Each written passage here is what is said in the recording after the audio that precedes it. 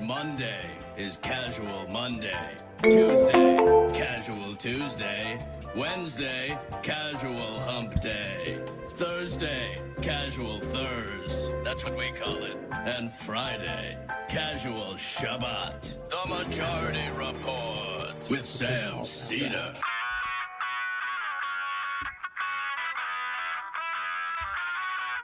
It is Friday, December 23rd, 2022. My name is Sam Seder. This is the 5-time award-winning Majority Report. We are broadcasting live steps from the industrially ravaged Gowanus Canal in the heartland of America, downtown Brooklyn, USA. It is the final live show of the year for the Majority Report, ladies and gentlemen. On the program today, the January 6th committee issues its final report. Also on the program today, that report says Congress should ban Trump from running for president again. Meanwhile, New York Governor Hochul makes a Cuomo turn. She is slammed for nominating a conservative chief justice in New York. Meanwhile, the representative congressional elect, George Santos, his story gets weirder and weirder, and now maybe criminally so. Sam Bankman-Fried, speaking of criminally, released on $250 million bond. In fiat, I think. Fiat currency. Senate passes a $1.7 trillion spending bill. Still not really quite sure of everything that's in that. DeSantis appoints a judge who denied a 17-year-old girl an abortion because she had bad grades. All right. SEC Gensler says crypto must abide by existing regulations. And Arizona Governor Ducey, outgoing, I should say, Arizona Governor Ducey, has agreed to remove his dumb shipping container wall. Rhino. Cost $123 million to put it there. Who knows how much to take it away. All this and more on today's Majority Report. Welcome, ladies and gentlemen. It is Casual Friday. Perhaps the most casual of all casual Fridays. I wore a collared shirt. Yeah. I did too, actually. I mean, I don't know if this counts. Emma It's has, flannel. yeah, but it is the final Friday. Really, not even just the final Friday, the final day of 2022 that we will be live. Now, we have a whole set of best ofs that are pretty amazing best ofs, I have to say. Not the least of which, talk about the, sort of the little more comedic, lighter things that follow them. Mm-hmm. But this is the final Friday of the year, final day of the year that we're live. We will take phone calls instead of doing the normal thing and then we'll have Matthew Film Guy up because there's a breaking story in Matthew Film Guy. The Matthew Film Guy universe? Yeah. Yep. And so this could be the biggest Matthew Film Guy story ever. Wow. And we will get to that a little bit later. We've got plenty to cover today. Starting with this, we spoke about the little feud brewing between Marjorie Taylor Greene and Lauren Boebert in the House around their competing allegiances or lack of allegiance to Kevin McCarthy. Kevin McCarthy running for Speaker of the House, essentially, and there's a bunch of Republicans who don't want him in there. And let's be clear, like, this is not an ideological battle. This is a, Coke and Pepsi. Which flavor do you want to be on? Whose team are you on? How are you going to exploit the labor to make it? Right, exactly. Which one of us is going to get the opportunity to do that? And Gates and Boebert I don't want to say they're principled. They just must be sort of on the outs. I don't know where Gates was usually a much bigger Trump guy. Marjorie Taylor Greene is swinging Trump around as a way of saying they don't want Kevin McCarthy. And Gates and Marjorie Taylor Greene were buddies. They did like World Tour of America or whatever. Remember, they had that whole speaking tour where they worked together. So interesting shift. Also, I think Boebert's a little worried since her reelection was so narrow and she almost lost it to a Democrat. Maybe distancing herself from Trump is the right way to go. Yes. I mean, who knows exactly what's going on there? Maybe it's just personalities, but it is spilling out all over the place. Even Brian Kilmeade is getting a little bit annoyed. Shouldn't you guys have worked this out by now? Here he is on Fox and Friends. He is getting very, very pissy. It looks like Kevin McCarthy is stuck. He does not have the votes. Matt Gaetz wrote a column the other day, says, I'm never voting for him. He stands for nothing. Have you been approached about being the next speaker if McCarthy can't get it done? And what do you say to those people that don't want to vote for him, who are in your party? Yeah, no, look, I support Kevin, and I think there's still a lot of conversations that are going on, and Kevin's working to get there. He's going to get there, and that's just been an ongoing conversation this week. We've had a number of additional meetings with leadership and rank and file members going through rules changes. You know, what you hear the most is people are so frustrated with the way the House has been run, and we're going to be changing that. There are a lot of changes coming, and, you know, today is the big frustration because it really takes some of that leverage away from us when we get into the new majority. But, you know, we're going to continue moving forward. We've got work to do, and it's going to be a busy next year. I think you're going to be excited to see who's changed their vote? Andy Buggs, Andy Biggs. You have Congressman Good. You have Matt Gaetz. Is anyone showing signs of budging, of moving off? Because as you know better than anybody else, nothing can get done. You can't format chairmanship. You can't set up an agenda without a speaker. Right. We've got to first elect the speaker and then get to work. And so Kevin's meeting with all of those members that you mentioned. We're meeting with a lot of them as a leadership team to go through rules changes. And then Kevin's meeting with them individually as well. So, you know, there's still time to go, and that work continues on. Now, it's really difficult to know exactly who wants what, but you have a limited amount of the sort of like high profile committees. Let's be clear. There's no one who has any legislative priorities. There are no legislative priorities for the Republicans in the House. They obviously they can't pass any laws because it's going to get shot down in the Senate. But even if they could, all you need to do is harken back to the first 2 years of the Trump administration. They didn't do anything except for tax cuts. They're not going to be able to get more tax cuts. It's not like they're setting up some type of like policy proposals for if they take the Senate and the presidency in 2 years. So it's really just about who's going to get the most bat crap crazy committee to investigate the most useless and sort of fever swampy topic. Like Hunter Biden's nudes, which is what Marjorie Taylor Greene is angling for, as you've been saying, because people forget, like, she's been stripped of her committees and has not necessarily been able to have the power that she's wanted to have, her assignments, since the Democrats have been in control of the House for the past 4 years. Yeah, she hasn't sat on a committee and at all, never mind chaired one. And I don't think she'll end up chairing one. But when they talk about rules committee, this is what they're talking about.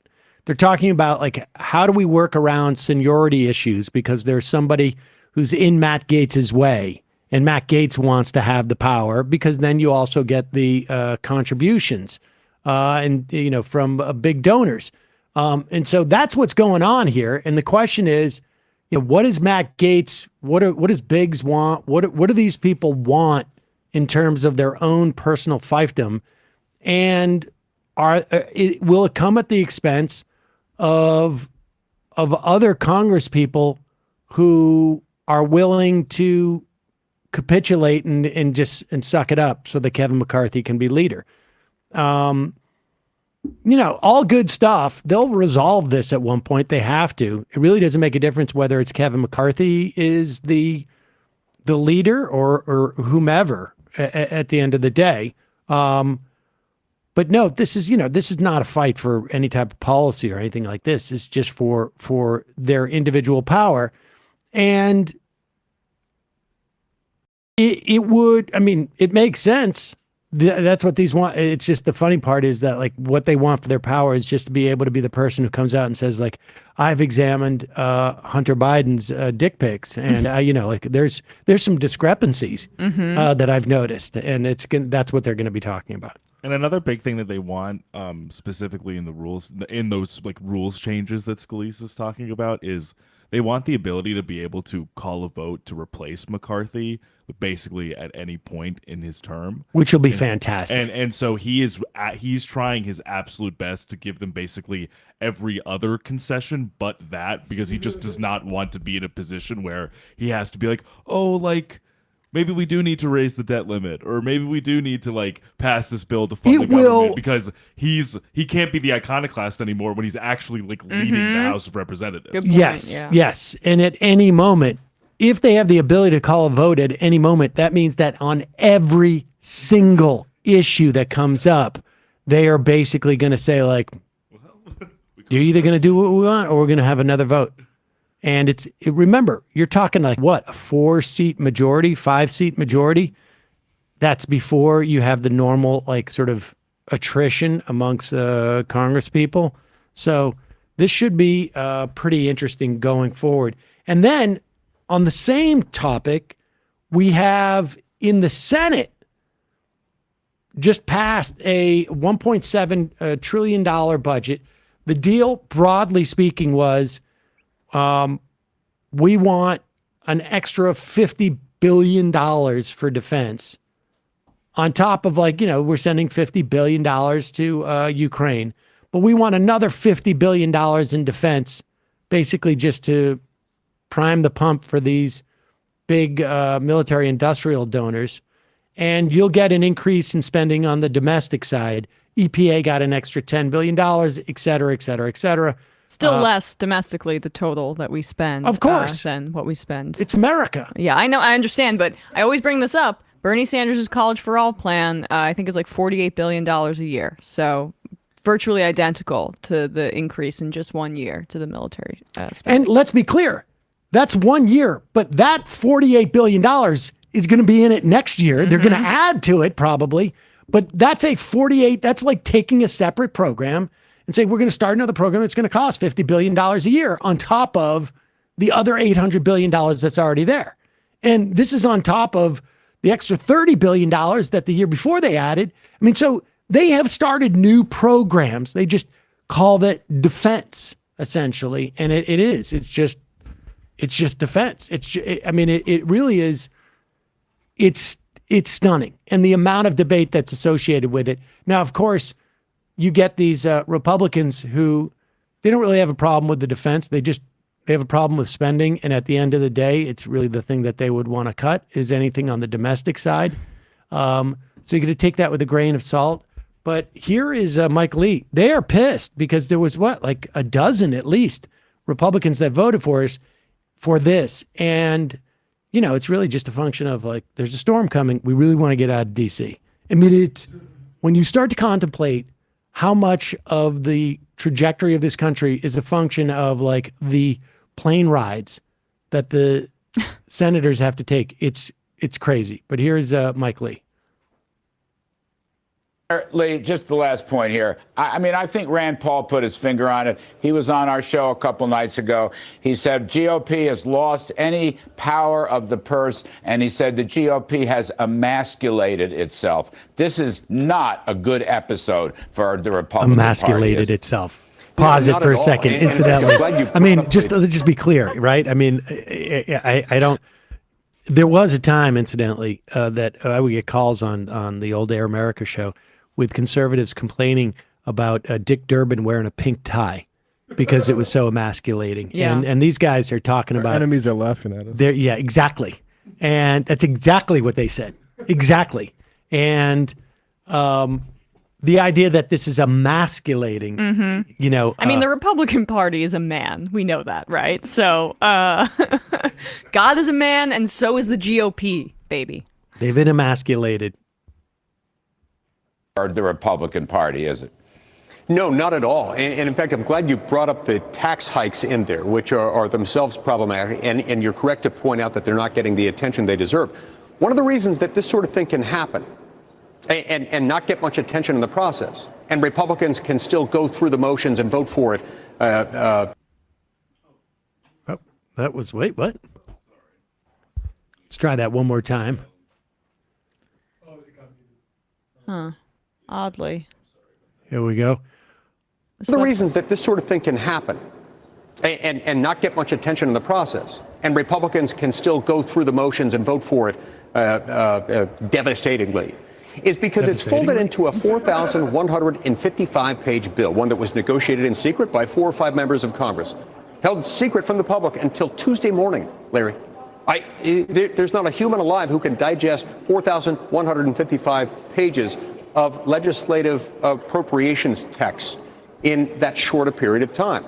It's one of the reasons why this should never happen. Republicans, in particular, who do this, should be asked to never, ever do it again. We will self-destruct as a party if this ever happens again. Yeah, afraid you're right. Afraid you're right. Yeah, I have no idea what they're talking about. I mean, it's really, but what is interesting, this is this the first,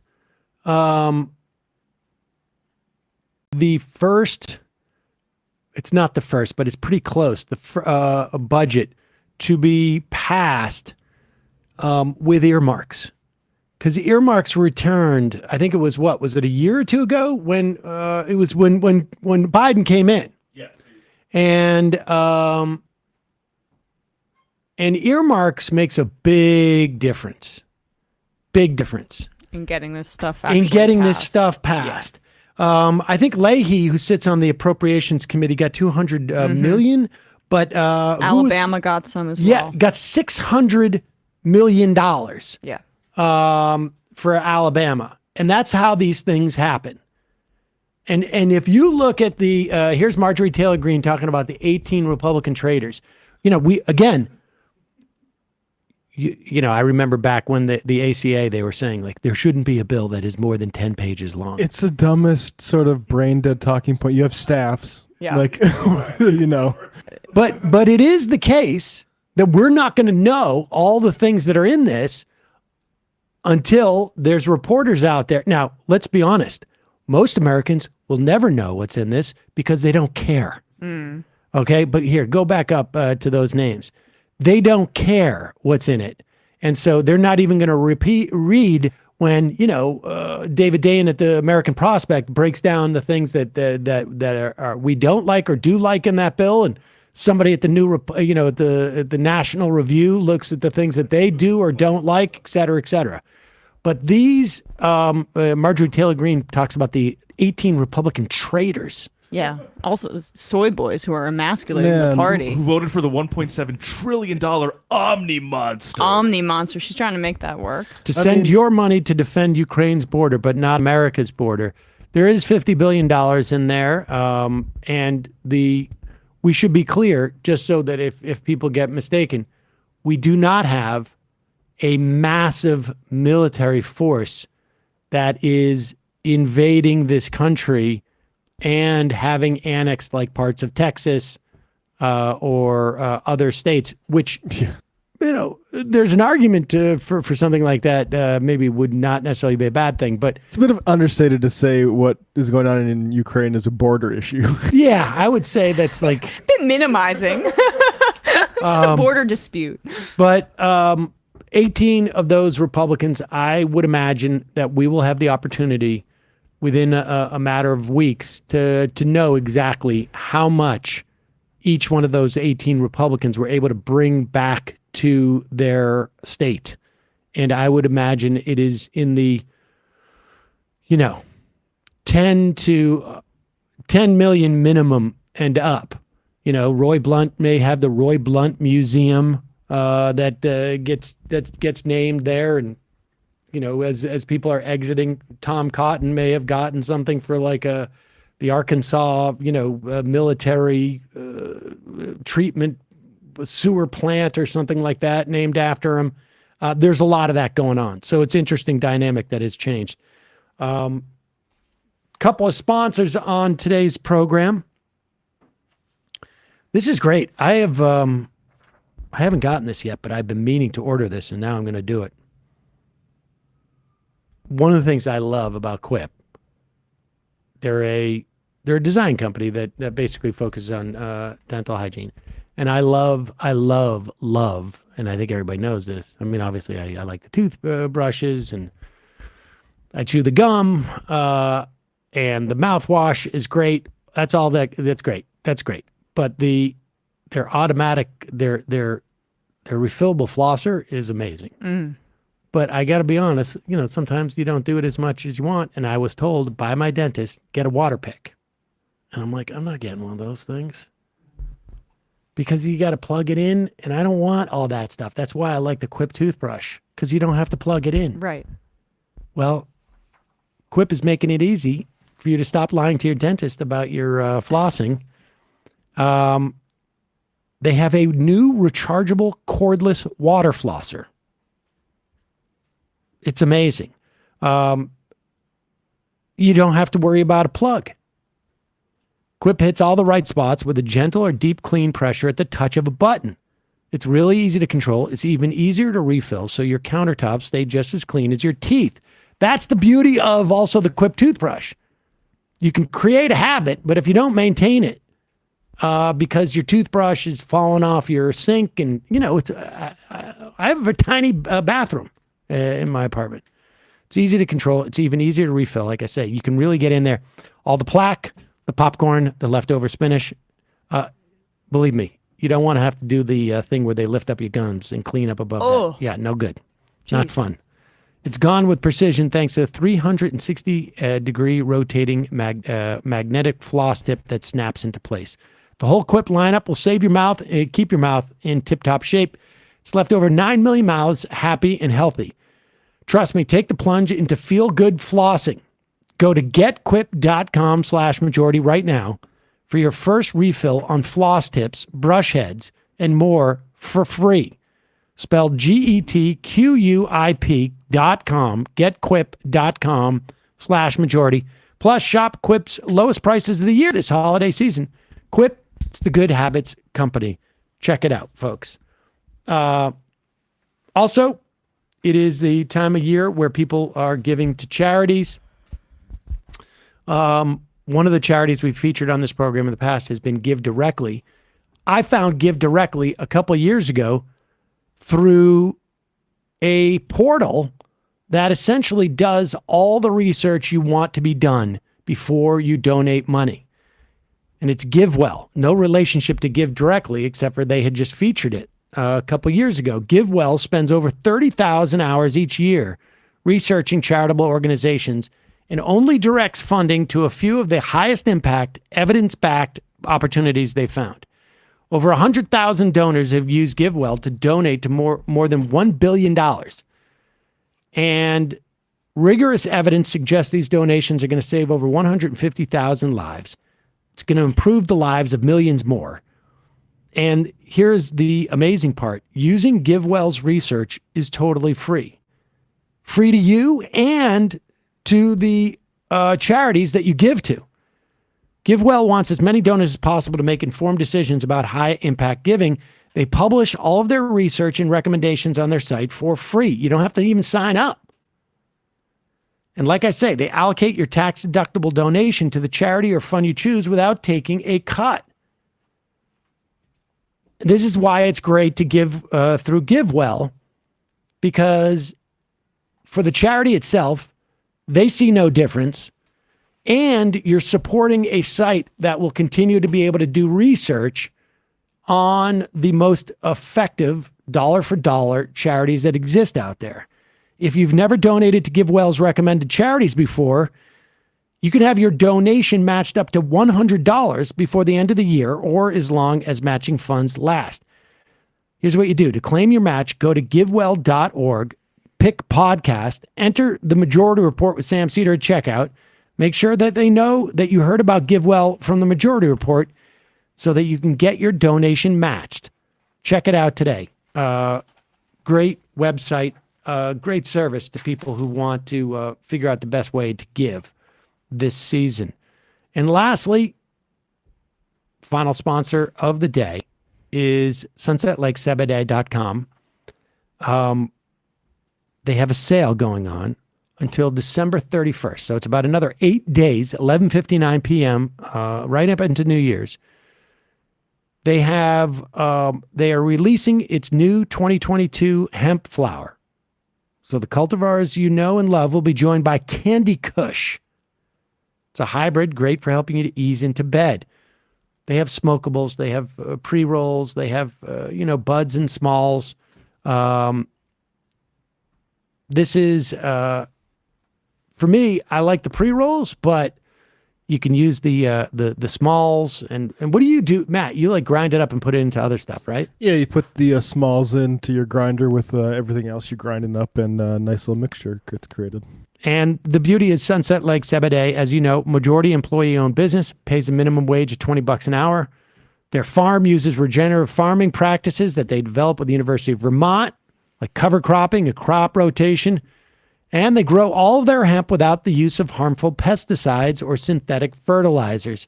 Check it out. All of their stuff is third-party analyzed, and they have tinctures, they have fudge, they have coffee, they have gummies, all sorts of different gummies, including some with melatonin or THC. Check it out. Starting today through the end of the year, all of Sunset Lake's Sabade hemp flower will be buy one, get one free. Mix and match cultivars to find your new favorite. No promo code needed. But as always, left is best. We'll get you 20% off. Again, visit sunsetlakesabade.com to try these amazing new cultivars and take advantage of this sale while it lasts. The sale ends December 31st. I'm opening up the phone lines, folks. Whoa. Yep. Skippy says, show us your established tit, Lord Seder. Lettuce for Prime Minister. Can't lie to your dentist if you don't go to one. There you go. Jersey Jeff. iPhone died suddenly. Apple told me to buy a new one. Only found one guy across the country willing to repair it. Feel like I haven't heard much of the right to repair movement recently. What is stalling it? P.S. Androids sucks. The Android app sucks. We're going to be, Kyle is going to redo it by probably the beginning of the year. In the next week, the new Android app is going to be out, and it's going to be great. Let's go to the phones. Calling from a 203 area code. Who's this? Where are you calling from? Hey, good afternoon, Sam, Emma, Matt, Leck, and Bradley. I knew that. I'd know it better if he followed me on Twitter. Putting that aside, this is Jay over in New Haven. I wanted to... Jay in New Haven. Long time no hear from. Great start. Hey, Jay. Well, it's, as I say, I'm an older man now, and it's harder for me to gear up to call in and do all of that. Well, you can only imagine how hard it is for me to take your call then. All right, I'm going to talk right into the phone now. Is that better? Yeah, much better. Okay. I knew this would happen. I'm driving. So I wanted to talk to you. I have a solar array on my roof with a net meter, and it's satisfactory, but I have room for more panels, and I want to generate more power. So I contracted locally, and they gave me an estimate. And but then they gave it to me after January 1st of 2022, and then I was informed that they're not going to do net meters anymore in Connecticut. And I said, well, that's okay. I already have a net meter. And they said, no, any new panels you add to your roof, you have to go through a new meter. You have to buy an additional meter, and you have to contract to sell all of the power generated from those new panels to the power company based on a 20-year contract that you have to sign. 20 years. So you get locked in at a price. Yeah. Oh, yeah. But even though I already have a net meter, and I actually went to an attorney to say, is there a workaround here? And no. And so I went and looked up the articles, and the public utility regulatory body we have here, PURA, they made a deal a year earlier in the beginning of 2021, and they explained the reasoning that it was important to protect stakeholders in the power company who, might be vulnerable to people generating their own power. By vulnerable, it just means like some of their profits might be the enormous amount of money. Yeah, when they say stakeholders, obviously they mean executives. Right. And the reason they push this through, and I suspect, is because they expect in 5 years, after people sign their contracts, that there are going to be a lot more electric cars getting powered up in people's garages going forward. And they're looking for a massive windfall, and they don't want people generating their own juice to power their cars. Even though if you have a solar array and you would power your car, you'd have to do it overnight in most cases for people, and there's no sun at night, so you still have What to about, can you get batteries? Yeah, you would. I would. Well, the thing is, if I were to do this, I would have, and I have a battery array in my basement already instead of a generator because I live out in the woods. I'm an ex-urban guy. All right, we don't need too much information, Jay, but go ahead, yeah. No, I'm happy to share. I always post pictures of my hikes in the woods to you guys and show the wildlife out here. Great. But putting that aside, you can do that, but you have to make a commitment to collect all your own power that you're generating. Whereas with a net meter, if you have excess power, you just get it knocked off your bill right every month. But now they've arranged it so I would have to have like 3 meters on my house, and all the power, I have to kick back. This is why we should nationalize these power companies and make this, so that each state can't do this type of like shenanigans. It's ridiculous. Well, also when they are always putting it upon us, consumers have to be the ones to guard against, using too much power and all of that. And when we try to do that, they say, well, hold on. And not only that, but it actually undermines not just me, but anybody who's an electrician selling solar arrays, they're screwed. Yep. They're selling damaged goods now. So it has This is just Connecticut, let's be clear, right? As far as I know, it's just our Pura here. All right. Well, but it's been niggling at me and bothering me all year. And I decided to wait. I appreciate the call. Yeah. All right. All right, Jay, wait. Let me we gotta go. Time. I got One 5 more minutes. Sec. It's 5 anyway, Merry Christmas and Happy Hanukkah holidays to all of you. Thank you. Yes. Happy New Year. See you Jay. on the other side. All right. folks. Thanks. We got to keep it. If we do 5 minutes for every call Yeah. Well, that are specifically about one sort of like narrow thing, and God bless Jay. Glad to hear from him. it's actually a helpful call because I literally was having a conversation with a family member last night who lives in Connecticut saying they wanted to get solar. So, I mean, In that instance, yes. I might direct them to this. So thank you, Jay. Yep. Matt, I am saying I was listening to both MR and Pacman clips on the way to drop my 1-year-old daughter to daycare this week. Here's her feedback. When Pacman is on, my daughter cried. When she heard Sam's voice, she immediately fell asleep. That put a W in the Sam column, if you call that a win. I do. Believe me. Utility is a huge part of the show. Use us as you will. Calling from a 646 area code. Who's this? Where are you calling from? Hi. This is Aaron calling from Madison, Wisconsin. Hi, everyone. Aaron from Madison, Wisconsin. What's on your mind? So I just had a question about the implications of Moore v. Harper. You can imagine being in Wisconsin. I'm a little nervous about it. Yep. So I was trying to think of a possible way out. And what I was wondering is, so we have this big state Supreme Court election coming up. If we are able to manage to flip the seats, theoretically, would then we be able to redraw at least the maps for the state legislature? So then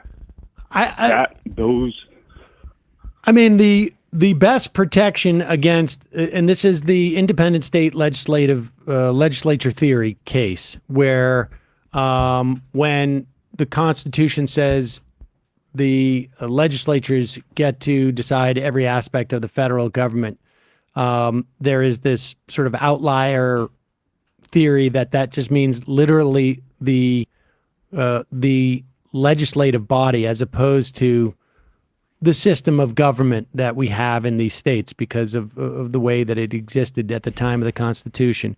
So yes, I don't know the specifics in Wisconsin. If you guys will be able to redraw the maps, part of it might also do. You have a big election. I think it's in April for the Supreme Court in Wisconsin. Yeah, but which is hugely important. I was going to say the primary is even more important since there's 2 Republicans and 2 Democrats. So there's a potential if we don't show up February 21st that. Okay. So it's a jungle primary because it's theoretically nonpartisan, and it's very annoying. So people should make sure they vote for that. But yes, it's always good to control the state house, without a doubt. I don't know the specifics, particularly with how the state Supreme Court could rule. I don't know how the federal government, the federal Supreme Court's going to rule, but yes, win state houses. That should always just be, that's the first step. I don't know if it'll be protection, but it'll certainly go a long way. The legislature's not going to it's not going to mess. A Democratic controlled legislature is going to do its best to gerrymander in favor of Democrats. Republicans are going to do the same. Appreciate the call. Right, because there's so much. Okay. Gonna jump. Let's play this. Okay. Talk about really disturb the kids. Rand Paul, so concerned with government waste, has his employees or himself, incidentally, he gets paid by the taxpayers. I just want you to know this. Oh, so this is their money going to good use. Yes. He'll complain about a study about the owls in, whatever, in Washington State or something like that, that'll end up being actually sort of like relevant to our environment and important to maintain the health of the species. But when it comes to him spending his senatorial time or his staffer's time on coming up with this dumb limerick, essentially, this is one of the most embarrassing things. You wonder why Rand Paul gets beat up. And really, the real question is, why doesn't he get beat up more by his neighbors? Look at that smug mug. Sorry, this is not in the holiday spirit, but like, woo. I don't know these things because I'm Jewish. I never really, we didn't like, but is this like a tradition where you put your own words in this? And also, is he saying it wrong? Because it doesn't sound like any of it like fits, but. This is not a tradition, I don't think. Oh, God. Listen to this. 'Twas the week before Christmas, and through the Senate and House, not a creature was stirring, not even a mouse. The earmarks were hung by the chimney with care, in hopes that St. Nicholas soon would be there. The senators were nestled all snug in their beds, while visions of pork danced in their heads. Pause it. Okay. This is what's driving me crazy. Like, danced in their heads, or quiet as a mouse. Like, they barely change anything. Aren't you supposed to? Well, first off, they barely changed anything. But isn't there supposed to be a rising intonation at the end of these things? Not like sort of like I can't believe I'm doing this. This is really depressive. Like, not even a mouse. Yes, you're supposed to be a little bit whimsical. A creature was stirring, not even a mouse, like that. As opposed to not even a mouse. Well, yeah. I mean, It deflated. Yeah, it's like he seems so defeated at the end of all these limericks. Like, I can't believe I made it through this one. It's so bad. And it's also, if it's meant to be like skewering government spending, I don't understand why the tone of it is in the spirit of like this whimsical Christmas poem. It doesn't make any sense. Also, how about not wasting government funds on doing this, you ding dong? This is called pork. It was the night before Christmas, and can you believe these Dems? Here we go. It was found just mischief and debt, while the taxpayers hung their poor heads and wept. When out on the lawn there arose such a clatter, senators sprang from their oxygen. What was the matter? Away to the window they flew like a flash, tore open the shutters when they heard the word cash. The moon on the breast of the new fallen snow gave the luster of midday to objects below.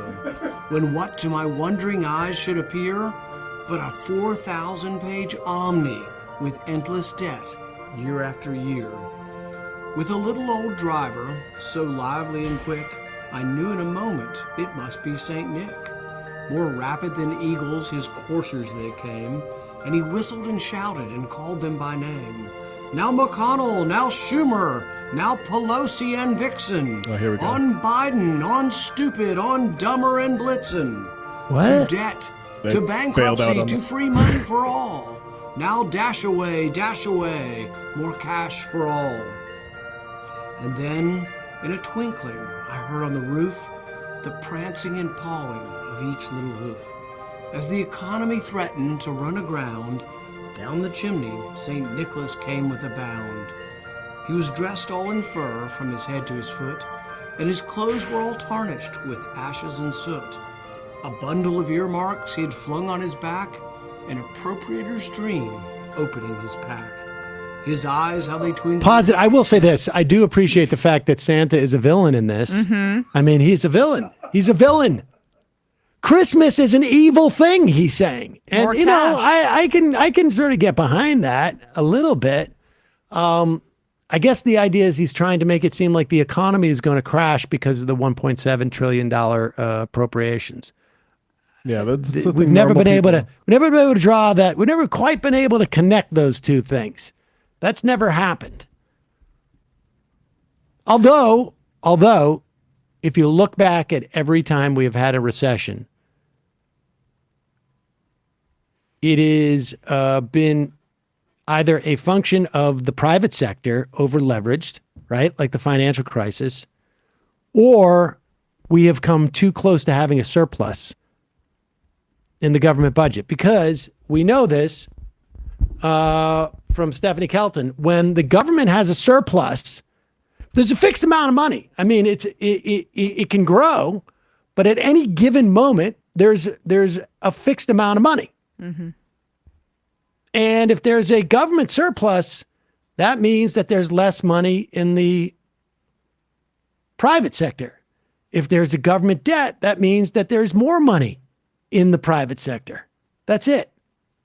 Yeah, it's like people react to the spending bills like it's making this library in this X town. It's like, yeah, who do you think that money's going to pay? That's going into people's pockets. There's gonna be build a librarians, and then library. people are gonna be able to go to the library. Like people who are going to build it. Like, Yeah. The issue with the money that goes to the defense manufacturers and defense industry, it's not that the money is being spent. It's that it's going into the wrong hands. It's going into very wealthy people's hands.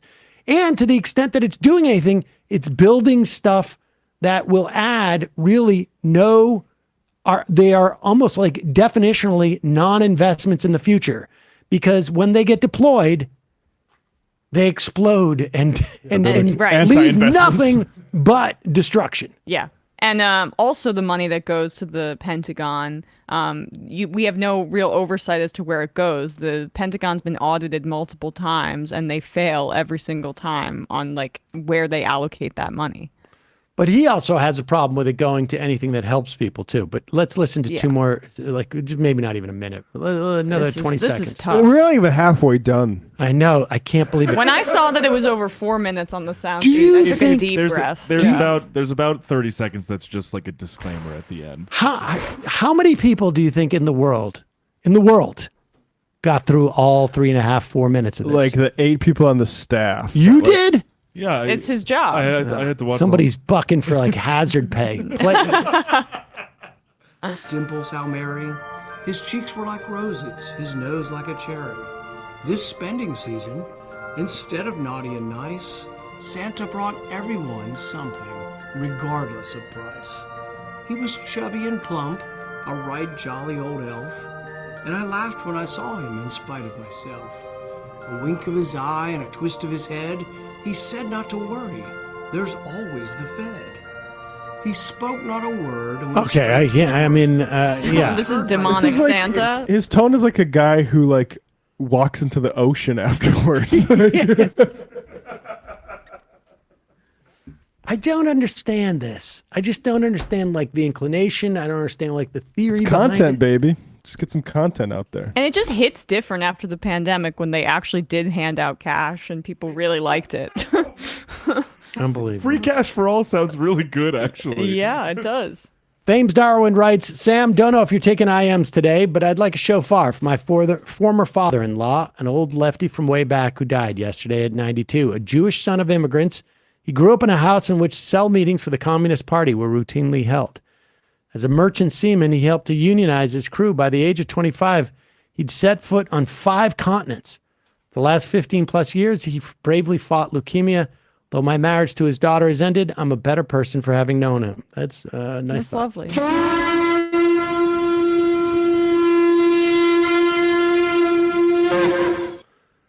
Calling from a 415 area code. Who's this? Where are you calling from? Hey, it's Amy. Oh, hi, from Amy. San Francisco. Amy from San Francisco. What's on your mind? Well, the usual, love you guys. You're wonderful. Been listening to you, Sam, since God was a boy. All right, yes, But I a lot. wanted to, Emma, your girl crush, Tulsi Gabbard. I heard Right. this other podcast, Mike QAnon Preisner's. Anonymous. Oh, yeah. Mike yeah. Preisner was talking about this. He was on QAnon Anonymous. Yeah. Yep. Yep, and I mean, she's like, you always say that she looks like she's in a cult or a cult leader. She grew up in this Yeah, crazy no, cult. I don't say that just to be, I guess, mean. There was a whole piece in the lead up to the primary. I believe it was New York Magazine. Let me just check that you might enjoy. I think New York Magazine, where they detail it.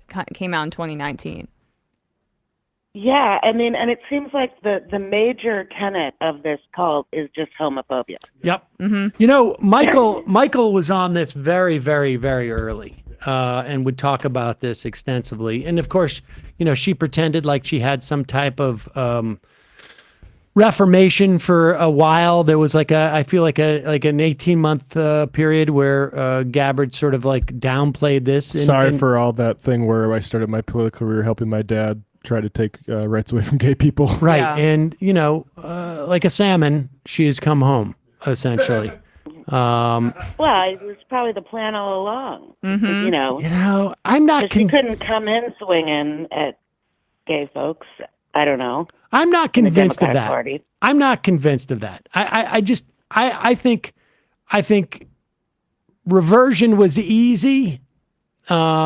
And maybe she never got that far. I don't buy that was the plan all along. Like you'd have to be almost more insane to think that that's a workable plan than I think she probably is on some level. So I think that she tried to do it one way and then realized I couldn't, and she just pivoted back because that was also just the easier thing to do.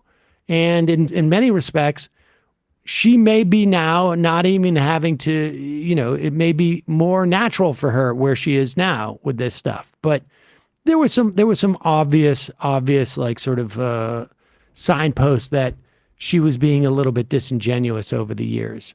So, and in that QAnon Anonymous episode, it's a 2-parter with Mike Preisner, goes into the way Tulsi was sort of taught or what have you about sex growing up, and it's interesting context for her saying there should be no public education about sex.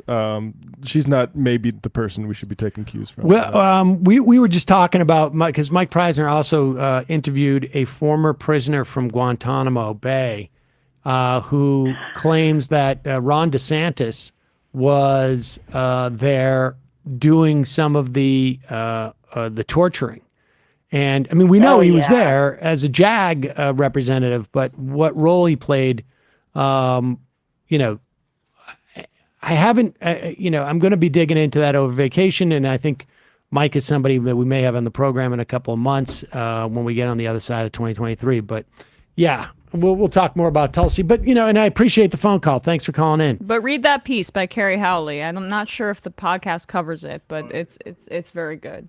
What'd you say, man? Thanks. The podcast is in. Happy New Year. Crazy stuff on it. Thank you. All right. I will listen to that QAnon Anonymous podcast as well. Smedley, thanks for a great year, MR crew. Looking forward to more greatness in the new year. Left is best. Vegan Marks, happy Friday, MR crew. Always a treat to listen and watch live. Solidarity to the workers for having to brave this winter storm. Stay safe and revolutionary all. Small man. Hi, crew. Oh, no, Sam's mailman. Hi, crew. Didn't see any war on Christmas narrative this year. Is that just because I've checked out from right-wing media? Have the right wing just moved on? Will it be back, or did Trump just make Merry Christmas again? You know, I think what's missing from this is a black president. that certainly helps. Although we saw it during the Bush years. I think part of what's also inhibiting the narrative is that we now have a Supreme Court that is literally carving out from all sorts of laws these exceptions if you religiously don't want to participate in American society. So it's sort of harder to argue. But they go all in on Christmas. Like I was in Midtown last night and I drove past News Corp and the whole like freaking building outside, it's like green and red and Christmas advertisements. It's really bizarre, but I don't know. Northern Spy. Hey, Sam and MR crew, can I play? Can I get a shofar in honor of my grandfather who passed away recently? He was a huge Red Sox fan who grew up in Connecticut, made sure none of his grandkids rooted for the dreaded Yankees. Great man who I'll miss dearly, but I know I will carry with me going forward. Yes.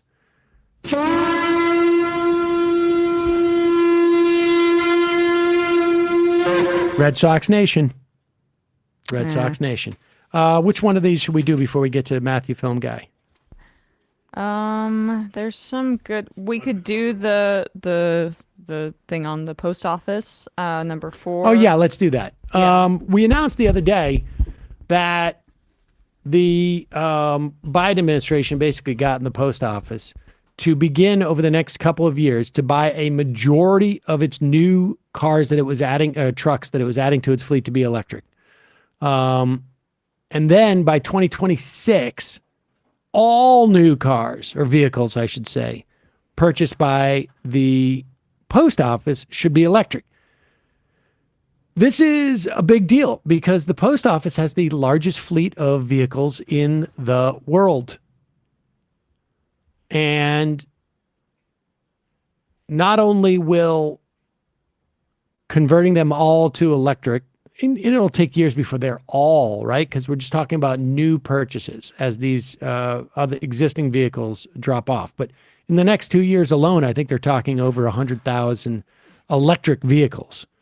And then by 2026, I imagine it's closer to close to 200,000 electric vehicles.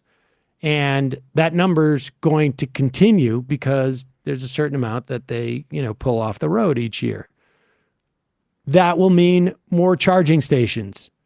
That will mean greater development of infrastructure. That will mean more money in the electric car industry. It'll mean more innovation in that industry, et cetera, et cetera.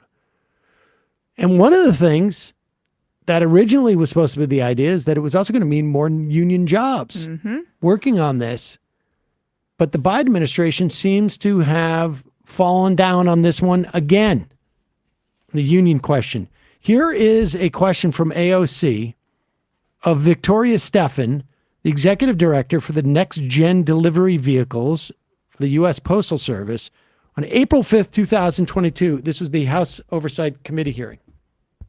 Ms. Stevens, are you aware that the announcement that next-generation delivery vehicle fleet would be built in South Carolina after the Oshkosh Defense initially won the contract in having facilities in Wisconsin? Yeah, the Postal Service was made aware of that decision shortly before the public announcement, and it is a decision that's at the discretion of the supplier. So are you aware? It's buffering. Wisconsin? Yeah, the Postal Service was made aware of that decision shortly before the public announcement, and it is a decision What's that's going at on? the discretion Can we of the put this up? supplier. Let's refresh it, maybe. Twitter's probably pretty buggy right now.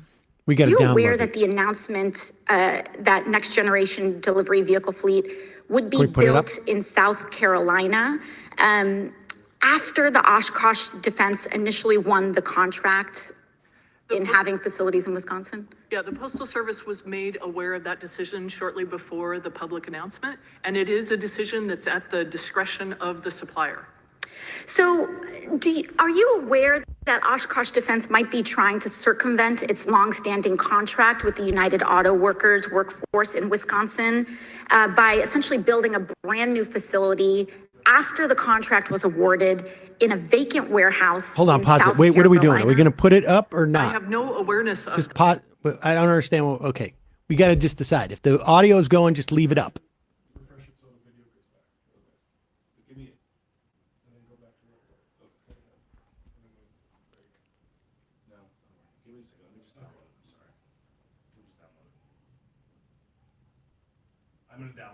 All right, let's go to a break and let's get Matthew in, and then we'll do this afterwards, okay?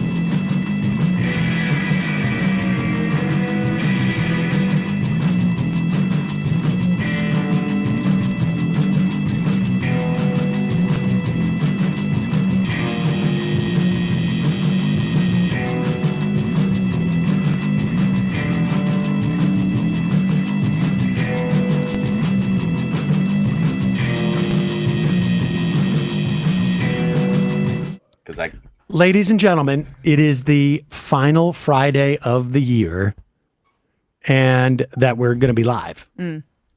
And what better way to celebrate it? And I'm going to have a full week, so I'm going to watch some movies. I don't know about you. Good and idea. who better to have this guy on?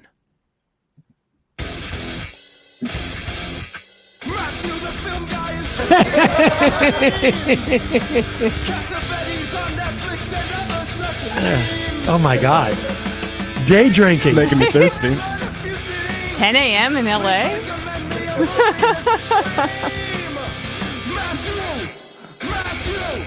Please recommend me a movie to stream.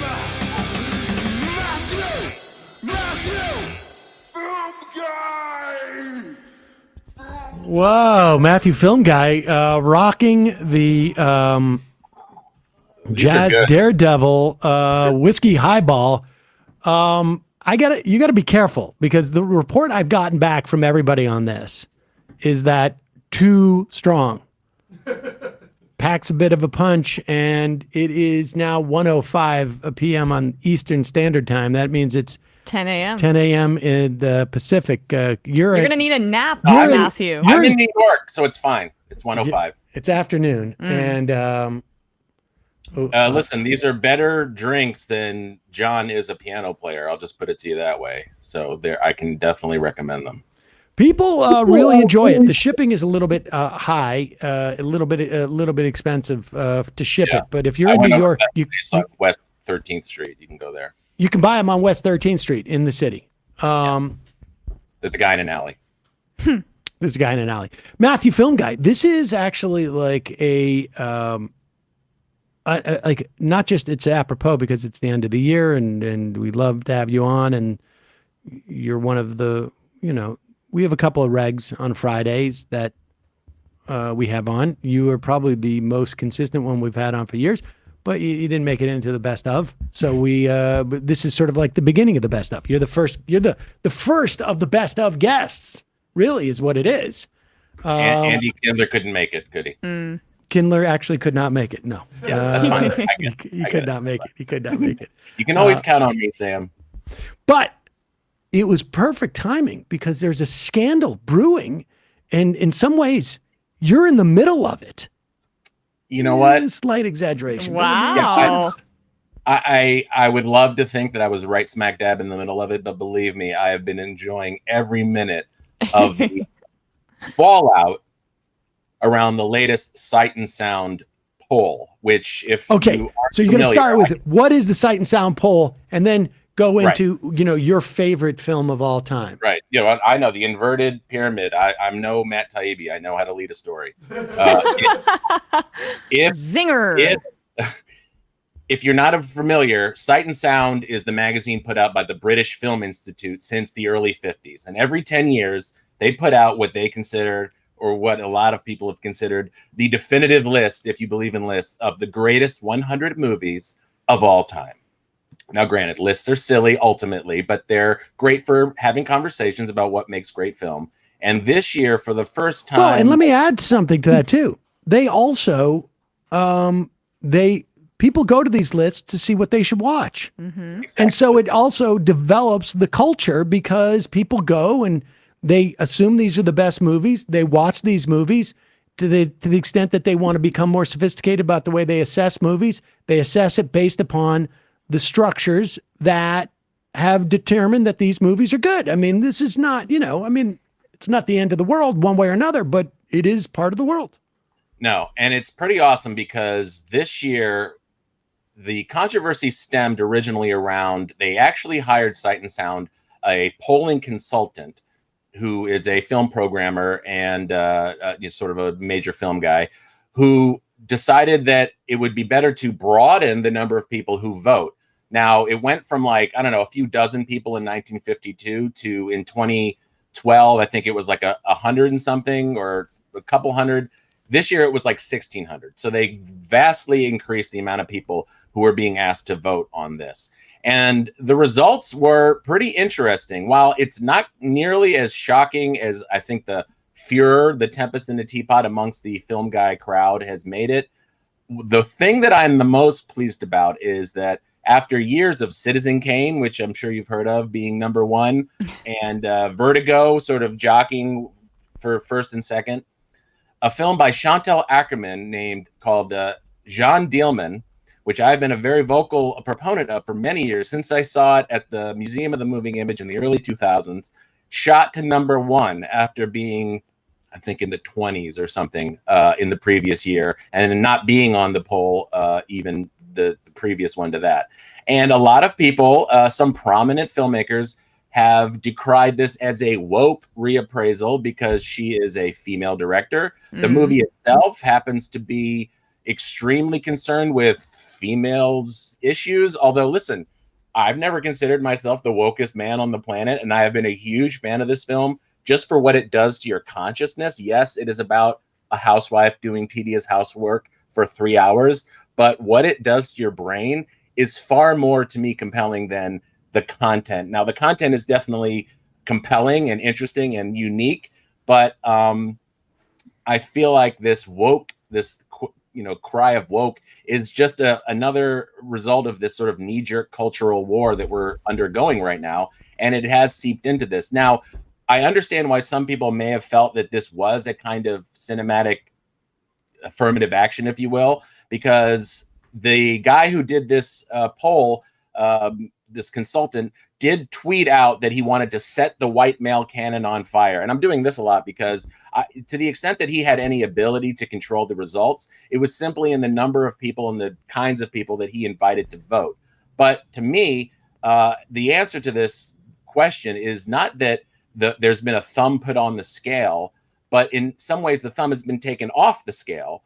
And it's been expanded to include people with other points of view. Now, for me, I am not ever, and I've never been, a sort of cultural studies film guy. Like, I don't think that simple diversity of representation is valuable per se, but what I think it does give you is the ability to see the world through other people's eyes and really start to broaden your own understanding of the world. It doesn't need to, you can see a film directed by a woman that's just as misogynistic and sort of limited and classically whatever made as any man. And I've seen films made by men that were just as unique and worthwhile and interesting and sensitive as, any minority. So to me, this is not really a relevant issue. And I could see how you wouldn't want a film poll to be subject to sort of quotas or something like that. But I don't think the answer to why some of these films, which also include other favorites like Killer of Sheep, made by Charles Burnett, a black filmmaker, that moved up the list. Wanda, made by Barbara Loden, another female filmmaker, that moved up the list. The thing that people aren't getting, unfortunately, in this sort of cultural war tempest is that these movies were not actually available on home movie for very many years. They were unseeable. And in the past 10, 15 years, these movies have actually been able to be seen. Now, I think that is a function of they were neglected, they were low budget, they were made by minorities. They were also not necessarily the most commercial films, even amongst what is considered the best movies of all time. Like Citizen Kane is an entertaining movie, no matter who you are, really. And Vertigo really is too. These were commercial movies in that strictest sense. So these movies got actually seen. And to the extent that it was from some sort of, attempt to be sort of more diverse, that's only good in that it brings in more points of view and more artistic insights. Because to me, the art is the most important thing here, not the sociology, not the representation. But if you're really interested in looking into this, there was a horrible piece that is basically the worst piece written on it by a guy named Armand White. I don't know if you're familiar with him, Sam. He's basically the Tucker Carlson of film criticism. He's got the worst take on it. But there's another piece in the New Yorker by a woman named Jennifer Winter, who I thought nailed why John Dielman deserves the #1 spot. It is absolutely a masterpiece. And to me, I actually never had been a huge fan of Citizen Kane or Vertigo. I think they're well-made films, but they have a very limited kind of Hollywood style view of life. And even though they're super competent in that realm. All right. Well, let's hold on for 1 second. We'll get to the actual sort of like the list and the merits of the list in a second. But let's just stay on this That's your topic show, Sam. of It's your- the it's your yes, show. yes, It's your show. of the controversy surrounding it, because it has like some whiffs of like Gamergate. There's some of that in this, and it's also like sometimes it's easier, I think, to sort of look at these questions of like wokeness and woke pushback and et cetera, in the context of this, as opposed to our politics, because the politics get a little bit more complicated. The point you made about this isn't about putting the thumbs on the scale for certain movies. It is taking the thumbs off the scale that have been there. Aside from the fact that, like, you mentioned Vertigo and Citizen Kane. Very hard to get funding for movies in general. Back then, impossible if you were a woman or a person of color. Like literally impossible to make a studio-backed film. Just not. We have examples of zero number of people who did it, other than white males. So that is sort of like a structural thumb on the scale. But again, if you're just looking at the movies, never mind how they get made, because when you make a movie, you can't put a little scroll under the screen like, oh, it rained on that day, and that's why we didn't get the scene we wanted, or you have no idea how problematic my producer was on this day, and that's why we did it. Or, I shouldn't have cast that person because they didn't, they were drunk when they showed up. You can't do that. These things all happen to you, right, Sam? Well, actually, but the idea that system has perpetuated and made it harder to access, that occurs to me. And the other thing that occurs to me is, I don't know if you remember this, but I think it was in like the 80s. I think it was Billboard when they were starting to there was an overnight. Billboard went from when computers started to roll in. Maybe this was in the 90s. Instead of assessing the top 10 songs or albums of the week or the month or whatever it was, by surveying, the Strawberries, I think it was, that would sell the records in, the top 10 cities. They were computerized, and so they could assess what was selling across the entire country. And all of a sudden, overnight, it went from like Phil Collins is number one to rap became number one, because we started to realize, like, oh my God, rap is not just being listened to in urban centers and barely there. It's actually like all of these kids in the suburbs are listening to it as well. And overnight, it changed that, by democratizing which you do as you add more people to voting for these things, you suddenly realize, like, we've taken it from this very cloistered world that is self-fulfilling and expanded it. Now, listen, I also don't want to say that I think that there should be some sort of gatekeeping, if that's the word you want to use, to understand that this poll is not just a popularity contest. It is, so to speak, popularity contest amongst these critics. But I do believe that people who spend their lives studying, thinking, using, creating, analyzing film, those people's opinions is who you want to make a Sight and Sound poll. It shouldn't just be open the floodgates and whatever's the most, like if you look at the IMDb. Well, that's what the box office is. So we don't need that. We don't need everybody voting on it. There are those lists. There, like I said, IMDb or Letterboxd Top 100. They're a little different. But, so I do think there is something to be said for maintaining a sort of integrity of, insight or expertise, if you will, for a Sight and Sound poll. So if the criticism is allayed to it that it's just, well, now anybody can vote to it, I would agree that's not a good thing. But I don't see any evidence that is what is happening. It's just that there is a wider variety of ways of thinking about film and understanding film that is being tapped into now. It's, to me, saying Citizen Kane is the greatest movie of all time is one of the most retrograde things that could possibly happen every year. It's, it's boring. I think it's a hollow film. Ultimately, it's entertaining, and it's a lot of a sound and fury signifying nothing, especially compared to some of the other films that have come onto the list. Another thing is, this list got a lot of sort of more recent films on it. And I may even agree, like, it's too soon to say that Get Out is one of the top 100 films of all time, or some of these other more recent ones. So I'm sort of in the middle of this debate, but I don't think that there's anything valuable to just assigning this as this simply a woke kind of attempt to culture war cinema. Because, again, if you get more people thinking about movies, you will get more kinds of movies. And like you said, it was hard to make movies back then. John Dielman was made in 1975, did not even come out in America, didn't even get a release until 1983.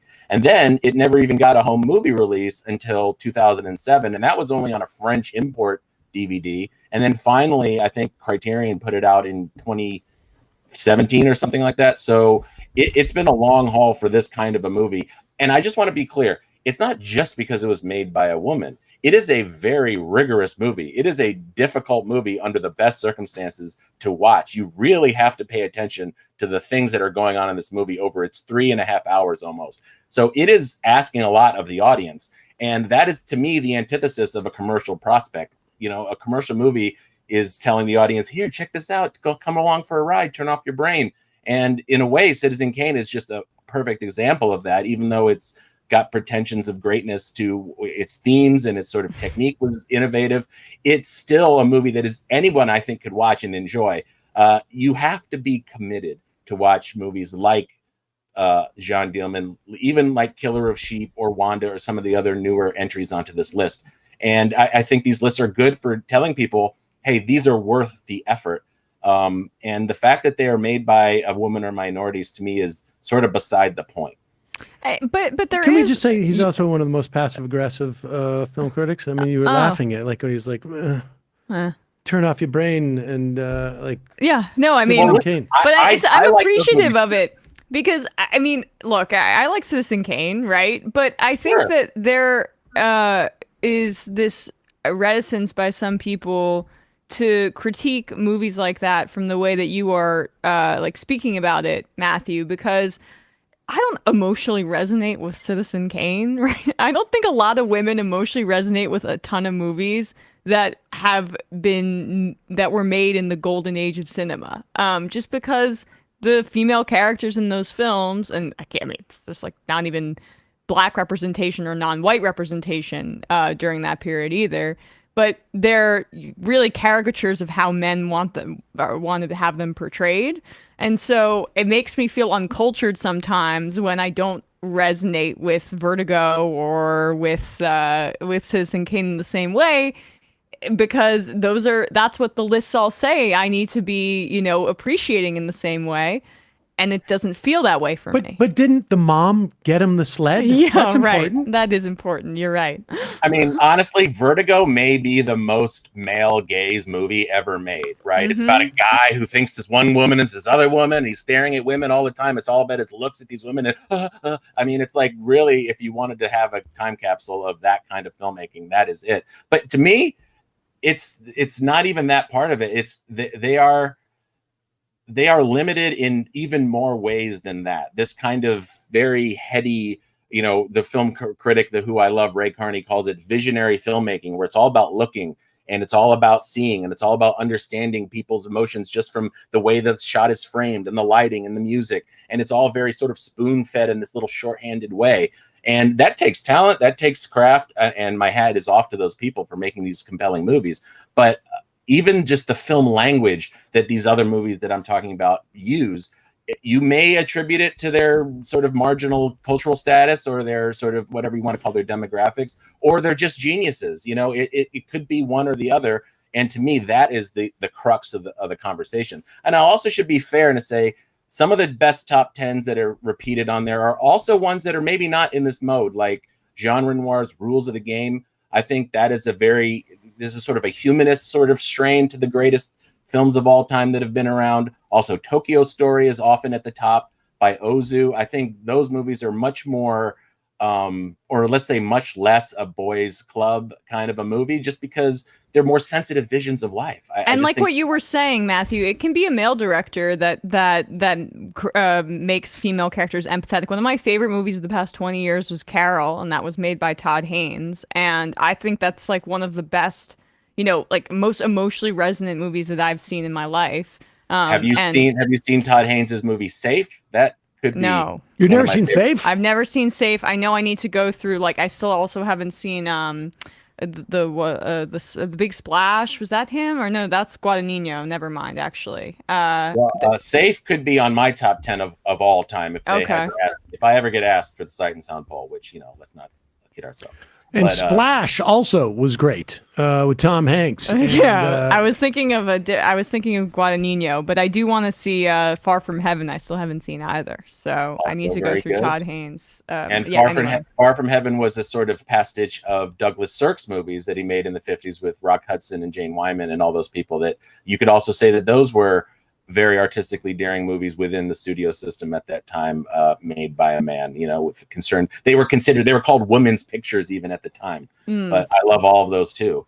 I don't think Splash was terribly good in terms of like its representation of women. Daryl Hannah did a great job. She wasn't a woman. She was playing a mermaid. And John Candy was also great, and Eugene Levy was very funny in it. I mean. We're not talking about that. We're not talking about that. But let's just say this: John Dillman is a movie that you really have to be locked in to see. And I've been spreading the gospel about it for many, many years. I've never said to people like, "There's this great woman filmmaker. She's also Jewish. She's also Belgian." There's all these ways to categorize her. She's passed away now, sadly. But she was just a genius filmmaker with the courage of her convictions that made a movie that expanded the boundaries of what cinema could basically do. She did build on the shoulders of giants, like maybe people like Bresson and Ozu, but she just had this vision. Even she made this movie when she was 25, that just was unique, and it took courage. And it was sort of like lightning in a bottle. You could say what you want also about the Belgian Film Commission and how they supported the public arts then. But I don't know if you people recall, but a couple years ago, I actually took the liberty of making some memes about John Dillman, and they got name checked in one of the New Yorker articles about how John Dillman has entered the popular culture. And Sam, this is exciting. I vaguely do remember this, it's exciting because you could be the only person in the world who did this. Memes about John Dillman. I mean, listen, this has been the part of the giddiness for me, is that I believe that I am, and it just means that the culture is catching up to my highly refined yet somewhat absurd sense of humor. And whenever that can happen for you, you have to feel really good about what you've been doing and what you've added to the popular consciousness. All right, we're going to put some of these images up. So you started off with like this is the meme, right? Right here. That's a scene from the movie. That's John Dillman doing her housework and making coffee. And so, the first couple I did were like putting other people in there. And, but isn't that the meme? Like no. Definitionally, the meme is the first image that exists. That's the meme, and then you fit different things into it. I don't know about that, but the meme template maybe. Well, the meme template is the meme. And actually, that's not the exact image. I just gave you that for reference. But let's scroll through a few of these. All right. So then Matthew, a film guy, did this. And this was the one that they noted because obviously the Bernie meme went everywhere. Right. There you go. But I'm probably more proud of some of these other ones just because they're even more absurd. Put this. And that's from Predator, if I'm not mistaken. Good one, Sam. Yeah, that's what's Arnold. his face from. And this next one is me with Tim Pool. Mm-hmm. That's right. You recognize yourself in that one. I guess there's two then. Yeah. Thanos. Yes, that's Thanos. Right. Yeah, and there's me. Was this one out there? I didn't remember this. This must have been out there. There you go. That's the one I'm the most proud of. If anybody, talk about a niche amongst a niche. If you understand and appreciate that one, you are one of my people. Right. I mean, it literally. I think it's just it's you. You're not just Right. one of your people. You're It's a you. meme for it's a meme for you. Yep. Yeah, Matthew. yeah. Well, okay, maybe one of you guys can get on board. I feel like some of my best work, it basically fits those parameters where it's just like only I get it. That's it. But that's Well, it went from only me to a couple dozen people now. So I gotta get this one framed. Great. Maybe you got to send this one over to me. I'll Yeah, we frame can put this it one. up on Yeah. the wall. all right. Yeah, I think so. And listen, I recommend people try to seek out John Dielman, but I definitely also want to prepare you. It's the kind of movie that if you can see it in a theater, and in New York, it's been playing now because of the sort of hype around it. That requires you to sort of focus in and not be distracted and not try to reach for your phone when something doesn't seem to be happening. Because for the first 90 minutes, it's sort of training you to understand what's going on in this woman's world. And I don't even want to give too many spoilers because it's sort of part of what's great. I'll just say this, that it gets to the point where audiences I've been with have been so locked in that when she's making a meatloaf and she's almost knocks over the milk bottle, I've heard the audience gasp like it was like Freddy Krueger coming out with his claw about to kill people. So it really, really alters your consciousness, which is kind of my favorite thing a movie can do, apart from a story, apart from the insight into character and all that other stuff. But it is a rigorous movie, and to me, it deserves its role as number one, quite beyond any sort of accusations of woke reappraisal. So Paul Schrader, sorry, bud. I think you're wrong on this one. Well, Matthew Film Guy, this was a great way to leave 2022 and head into 2023, because I have a feeling these type of things are going to be continue in our culture for a while. These type of arguments, and of course, great movie. Only other thing I wanted to say was,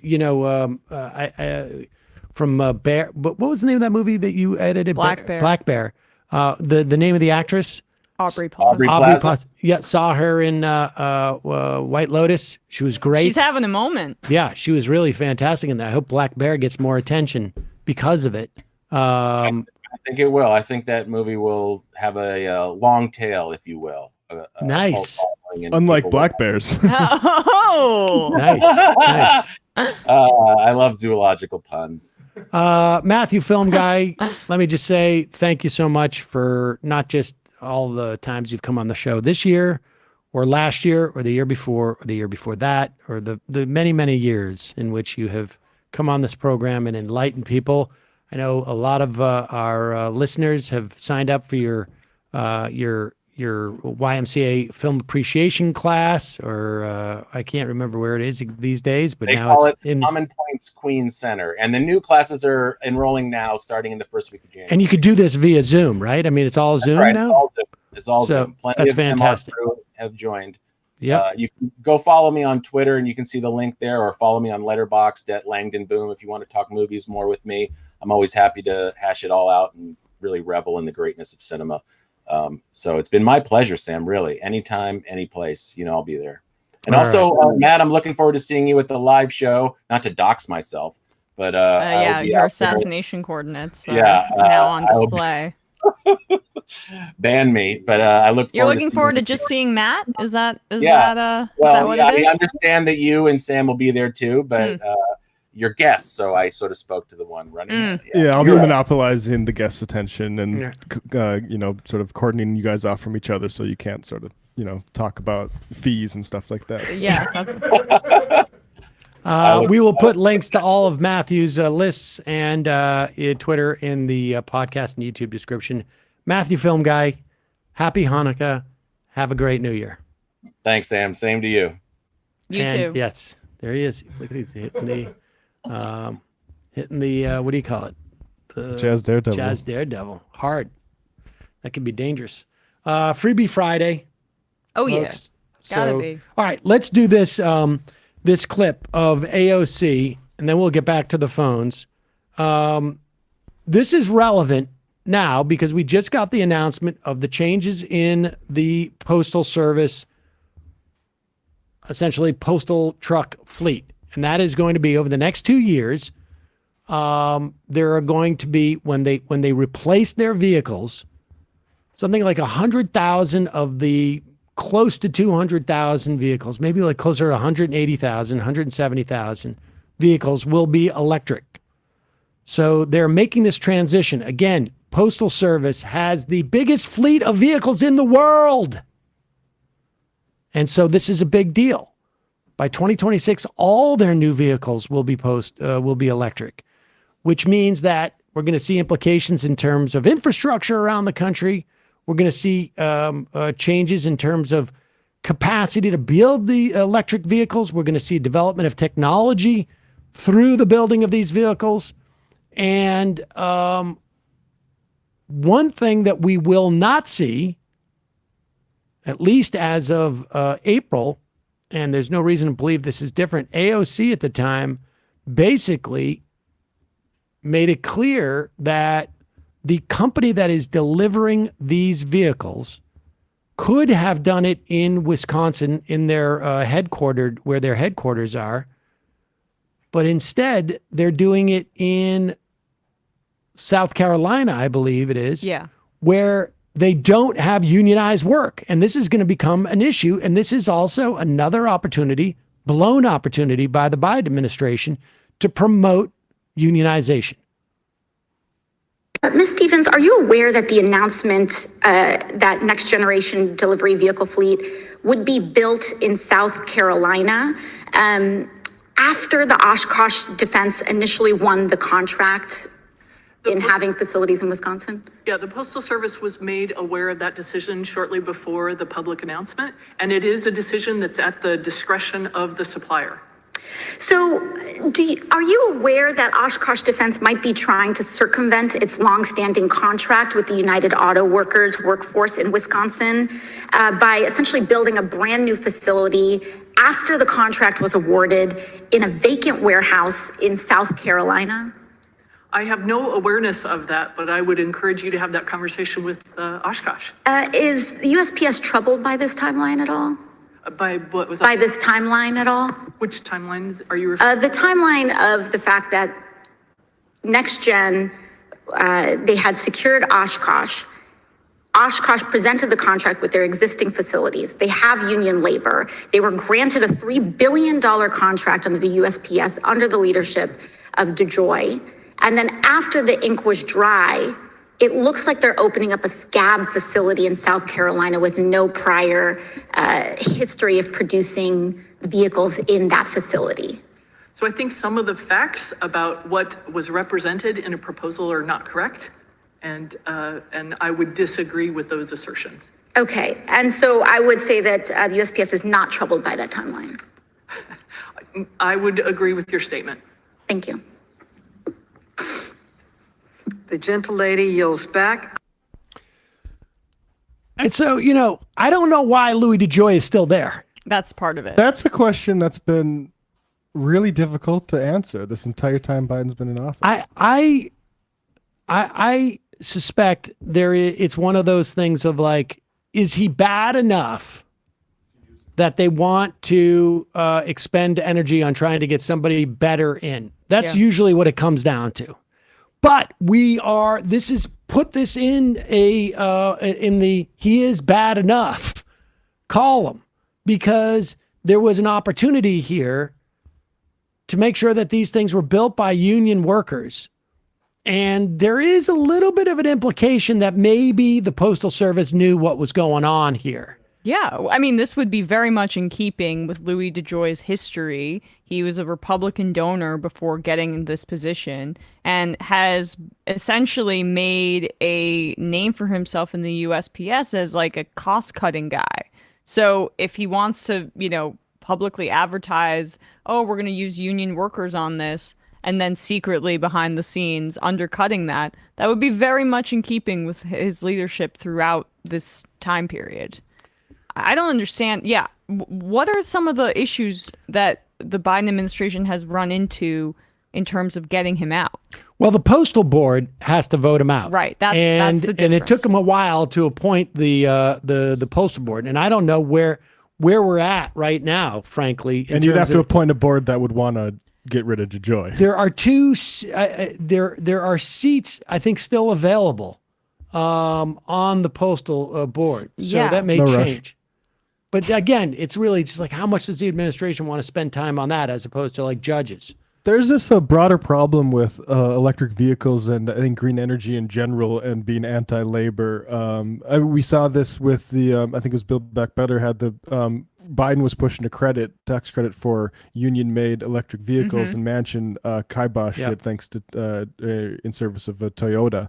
And you see the reason why they do that is because they want to neutralize the unions in the fight to green the economy. Yeah. Because a lot of the jobs that are going to get switched are union jobs. And unless you replace them with union jobs, there's going to be problems for the unions. Right. So getting the unions on board to green the economy is a big deal. And if you want unions to like believe in the just transition and be on for a Green New Deal, you need to make sure they see that sort of thing now, which is why this is so damaging. Exactly. Yeah, right.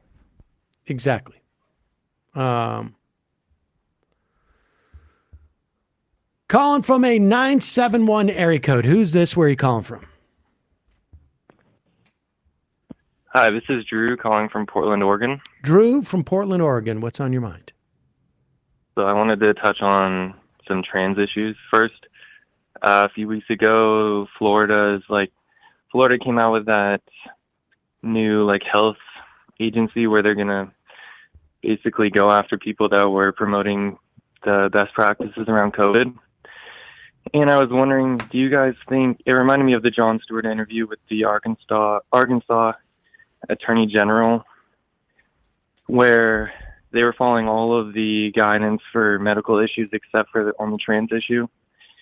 And I was wondering if you guys think that more red states are going to come up with these health authorities to basically contradict the medical knowledge on trans issues or gay issues and say, that's a good point. Maybe conversion therapy works, maybe something like that. Well, Go ahead. No. I need to look something up. So you go Well, ahead. If you had called in with this question 2 months ago, I would have said yes. But I think there's an understanding that maybe this doesn't have the political salience that they thought it did. And, it's worked for, or there's a perception that it's worked for DeSantis at this point because it worked for him in Florida.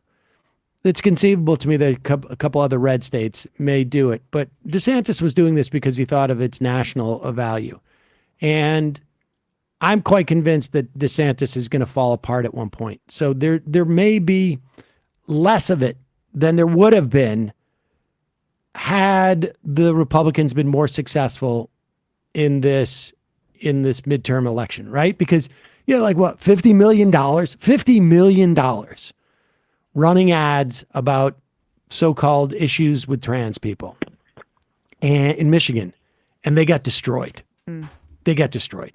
And so I don't think it has the political salience that they thought it did. And so you may see a ramp down, but but the fact is it's in their bloodstream now. And so these politicians are going to react to it. So I don't think it's going to be too bad, But I mean, to your point about how they could be copying the what Florida has done with the CDC. I mean, we thought that they'd be moving away from COVID because we just saw a candidate in Pennsylvania run on medical freedom and lose to John Fetterman. And I don't think that has the salience that it does since we've decided that the pandemic is essentially over and we're not going to do any mitigation anymore. So, I mean, I think that your point is correct. I do think that we could see more of that. And there already is a cohort of people out there, medical professionals who are divergent from the consensus, who are willing to provide their credentials for bigotry. We saw it in Arkansas. And that was what allowed them to pass that ban on gender affirming care. And I think in Tennessee as well. So, I mean, I'm going to be on the lookout for that because I think that's a good point. Appreciate the call. Chicago letter carrier. Would MR be interested in having the National Association letter carriers president VP officer on the show? I think we've had that guy on. the national letter carriers president. But maybe. Ryan and Callie, I see the words "please clap" in Ron DeSantis' near future. Yes, indeed. Judy Ruliani, Sam, could you tell us why you decided against a full day of calls? I don't know that I decided against a full day of calls. I think I decided for no guest in the first hour and take calls. We are doing a full day of calls. I mean, we're also doing clips. Well, we had Matthew. And we had Matthew, but it was really the first hour. But I didn't. I got to be honest with you. I didn't even see it as a decision as much as. I don't think we put that much thought into it. Mark Antonio, USPS Board of Governors member Lee Moak. Term is up in December, actually. A Trump-appointed member. He is a DeJoy supporter. Biden could replace him, and that would be enough to oust DeJoy. Unfortunately, the National Association of Letter Carriers Union is supporting Lee Moak's reappointment. They are pretty useless. Oof, that's bad. Ryan and Callie, I think you misinterpreted Josh Hawley's statement about stop watching porn. It wasn't part of the prepared speech. It was a direct appeal to the TPUSA live audience to stop self-pleasuring themselves and listen to what he had to say. All right. Calling from a funny joke. Calling from a 210 area code. Who's this? Where are you calling from? Good afternoon, Sam and Emma. This is John from San Antonio. John from San Antonio. So good to hear from you, So John. glad to hear you one more time in 2022. What's on your mind, John? Yeah, I want to wish everybody at the Majority Report happy holidays, and I hope everyone has an excellent new year. Back at you. Thank you. Same to you. All right. Yeah.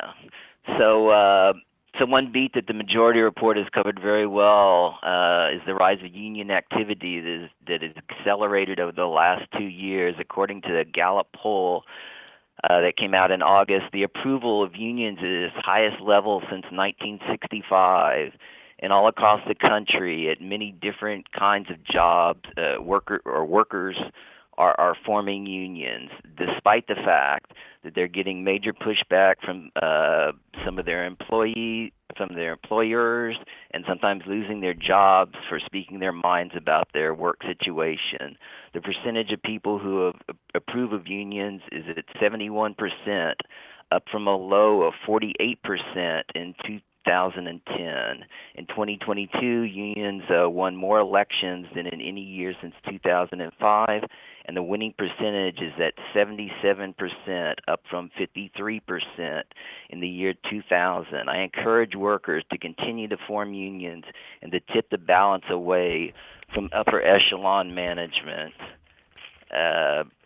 So I'm going to list the top 6 progressives that were elected in 2022, according to how progressive I think they are.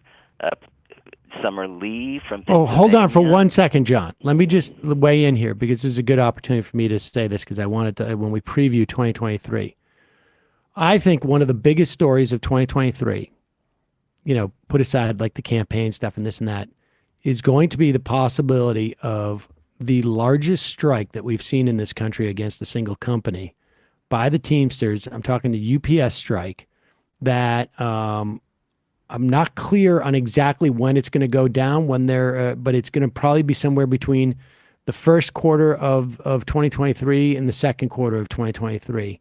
We could see a massive UPS strike. And I think with what you were saying in terms of people's perspective on unions and whatnot, and the sort of the interesting place that UPS drivers now hold in our society in the wake of COVID, it's going to be interesting. There was a strike, a UPS strike, I feel like in the 90s, maybe it was. And I don't remember. USPS or UPS? UPS. Oh, okay. And I don't remember exactly, I don't remember exactly how it went down, but this is going to be big. I think this could be really, really big. And so go ahead, John. Well, great. I hope they win and get more money for the workers. So the 6 progressives are Summer Lee from Pennsylvania, Greg Kazar from Texas, Delia Ramirez from Illinois, Becca Balint from Vermont, Maxwell Frost from Florida, and Andrea Salinas from Oregon. And I especially want to congratulate Greg Kazar, who's going to be the most progressive congressperson to ever represent San Antonio, and was elected to be the Congressional Progressive Caucus whip already. So unfortunately, the Democrats lost the House, and the Democrats need to flip 5 seats to take back the chamber in 2014. The total amount of votes in the closest 5 races that the Democrats lost was only 6,670 votes. Wow. So this follows the last 2 presidential elections, where the loser would only have to flip 78,000 votes in 2016 in 3 states, and 44,000 votes, a little less than 78, and a little less than 44,000 in 2020. So elections have been very tight, and lately every move that a candidate and a campaign makes is extremely important, and the party has to make sure that they're using every advantage that they can to win.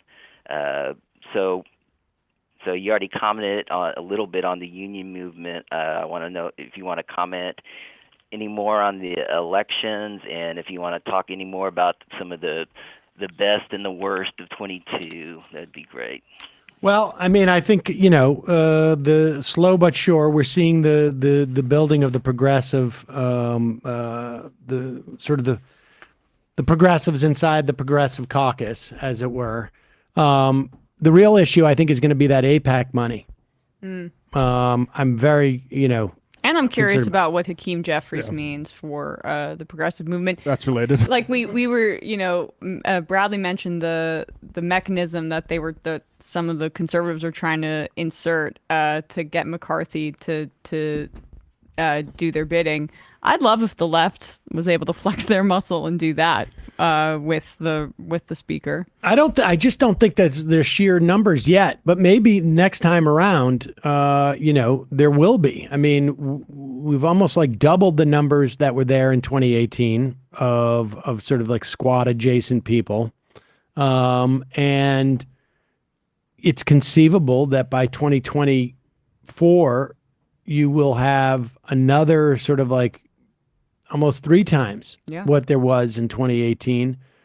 And really what you want to start seeing, because the analogy is not perfect, right? Because they have no agenda other than sort of like where they can get and which sort of ridiculous sideshow will get the most attention.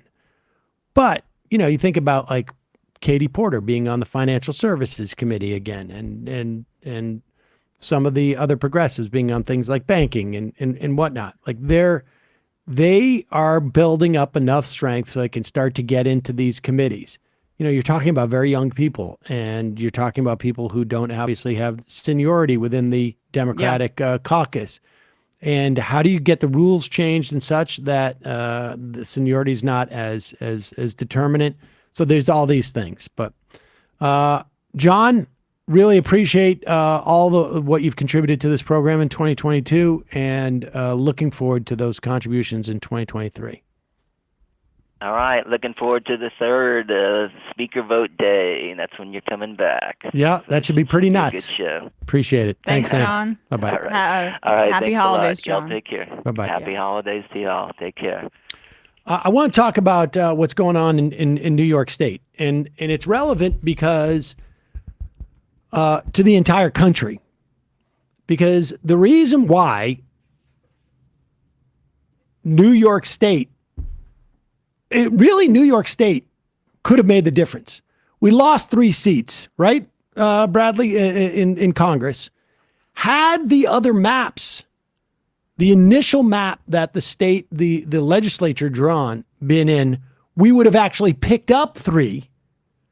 And I think the Democrats would still be in control. Yeah. Had that first map. But the reason why that first map did not go through was 2 things. One, because the New York State Democratic Party is garbage. And they did not push these referendums that would have given the power to the legislature to do it. And then 2, because the New York State Supreme Court was stacked with conservatives by Andrew Cuomo. Mm-hmm. Everyone was anticipating that changing. and opening up the opportunity for the legislature maybe to do some gerrymandering in 2024. Well, Governor Kathy Hochul has nominated within the context of New York State, a hardcore conservative, an appellate judge, a former prosecutor, conservative on defendant rights, conservative on police oversight, conservative when it comes to abortion rights in New York State. LaSalle, this guy, Hector LaSalle, he would be the first Latino who would be the nominated to the chief judge, essentially the state Supreme Court chief judge. Despite that, I don't think he would do much for that cohort. And you have Gustavo Rivera, senator, who we had on our live show, really amazing senator, say, I know people want to take a lot of pride in the first Latino Supreme Court Chief Justice on the state court, but this guy's garbage. And so there seems to be increasing momentum to vote against this guy. And so if you live in New York State, we'll put a link in the podcast and YouTube description to how to contact your state senator. Yeah, you just got to go to, I'll put the link in there, but just search your address. If you're a New York State resident, they'll give you your state senator and the contact information for their district offices. Now, it looks like they're close to getting enough to block them. Understand that when you contact your state senator, I'm going to bet that 95% of you, if you do this, if everyone in New York State does this, I'm going to bet that 95% of you, maybe 98% of you, it's the first time you've contacted your state senator. Right. And I'm going to bet that like 75% of you don't even know who that person is. Think about the inverse of that. That is how much influence you're going to have. The fact that you've never done it before, that you didn't even know who this person is a reflection of how much influence you will have. So if you live in Manhattan, there's a decent chance, particularly on the west side, but downtown, uptown, these districts are nuts. You are represented by Brad Hoylman, and he is the chair of the Judiciary Committee that would hold a hearing on him. If you live in the Bronx, you also, Biaggi is your state senator. I have a feeling she's going to vote the right way, but contact her anyways. Contact your state senator no matter what. If you're in Brooklyn, again, very weird district, District 20, Zellner Myrie. It's like Sunset Park, and then it sort of just goes down like, I think 4th Avenue or 3rd Avenue, and then swings around into Prospect Heights and into Crown Heights. It's very strange. Myrie's mine. Yep. Contact them. If you are in out in like outer Queens, sort of almost like at the beginning of Long Island City, Anna Kaplan is your Senate. She is on the Judiciary Committee. If you're out like in, I don't even know how to describe this, like sort of in the middle of Long Island, like Bethpage to Garden City, Uniondale, again, Kevin Thomas, your state senator, on the committee. If you're up near New Paltz, in Newburgh, and just south of Poughkeepsie, across the river, James Scoofies is your state senator. Contact him. If you're in like Mount Vernon area, East Bronx, Jamal Bailey. If you're up in Albany, Neil Breslin, both north and south, although not so much east. These districts are nuts. And if you're living out like in Bay Ridge or Gravesend, or by, I think the airport, I don't know, maybe not so much the airport, maybe closer to like part of Brighton Beach. Andrew Gornardes is your senator, but contact your state senator. And if your state senator is a Republican, still contact them, because what can happen is all it takes is for them to go like, I'm even getting calls. Mm-hmm. Yeah. And if they say that and some Democrat overhears it, it just creates a sense of like there's a huge grassroots revolt. Mm-hmm. So do it. My state senator, Brian Kavanaugh. That's Lower Manhattan and certain areas of Brooklyn. I will be contacting him for sure. And it's just like we can't. There has been a real surge in power from the left in New York State. We've gained elected office. Now it's time to flex our muscle because I would think that Hochul's a bit more vulnerable in this way than Andrew Cuomo, who just had a chokehold on so many power structures in New York State. Let's talk a little bit about the Twitter files for a second. Sure. There has definitely been some stuff of value that are in these archives. It's interesting to see how moderation works. It's interesting to see how in certain instances it's just a matter of incompetence. It was good that Twitter, I think, had a firewall between its PR and comms people, and but it also shows how difficult it is to determine what you're going to moderate and where. I also think that like some of the revelations about the relationship between, Twitter giving almost like a whitelist pass to some governmental agencies. Yeah, the Fong reporting. Yes. Inappropriate, and there needs to be more investigations on that, to the extent that we can. The other part is like that Libs of TikTok was in violation of rules, but given special dispensation. Right. We saw also that, conservatives would get like a higher threshold to be bounced from the platform, despite the fact that they were unleashing hate. Now, the downsides of this are that these are selective leaks by a person, a billionaire with an agenda, regardless of the fact it just so happens that he has a very conservative agenda, but any agenda should be suspect. And the other thing that has also been really sort of about this is that people who perceive themselves as actual journalists, it's one thing to give it to like a Barry Weiss who's just like an opinion journalist. And really, to the extent that she's done any reporting, it's basically like, who's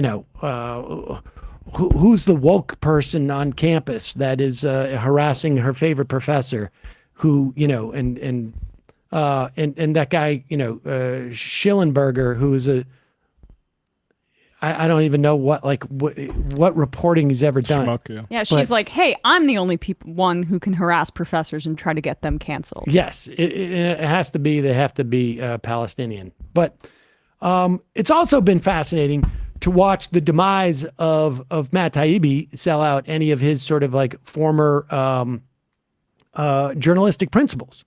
Now, I'm not making that accusation. Matt Taibbi is making that accusation. Remember, Elon Musk gave Matt Taibbi a specific part of the archive, right? Just a specific part of the archive, because we know we don't have access to all of it. And we know there were conditions as well, and we also know that there's stuff that hasn't been reported, including from Taibbi himself, saying that there were communications between the Trump White House and Twitter, which should be newsworthy. If the Biden campaign's communications were newsworthy, the Trump White House's would definitely be, would it not? It's far worse because they're a government. They're in office. They're not a campaign. They're not like some business essentially trying to get elected. Hey, man, don't write that story about our cars, smelling bad or whatever it is. That happens all the time with this social media. But the real point is that you have journalists walking out there who have built their reputation on being journalists and had principles, even as short ago as a year ago, saying like, you don't take information like that. But again, this is not my accusation. It's an accusation made against Matt Taibbi by Matt Taibbi. It's an accusation made against Matt Taibbi 2022 from Matt Taibbi 2021 on the Joe Rogan program. Story that's like sort of apropos to all this is in Seymour Hersh's book, it's his memoir, Reporter. There's a story about how in the early 90s, the CIA wanted everybody to know that they had caught this. I think it was an Israeli spy. And so they called up Hersh because Hersh was the biggest, investigative reporter in the country. And they invited him in and they said, look, we're going to show you all this material, right? And they brought him into a room and they just gave him a whole packet of stuff, right?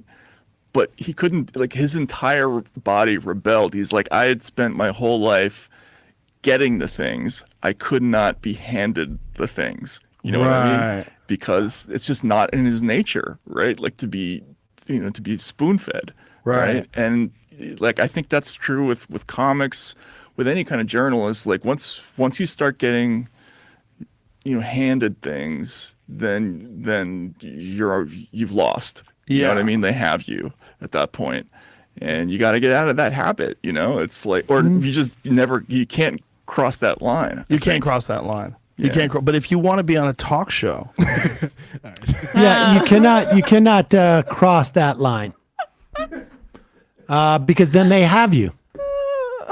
That was a weird. That's what's follow-up to frustrating that. Yeah. about the thing. To the extent that there's anything real here, and there's plenty, I assume, to be interesting to the public about how a major communications network is governed.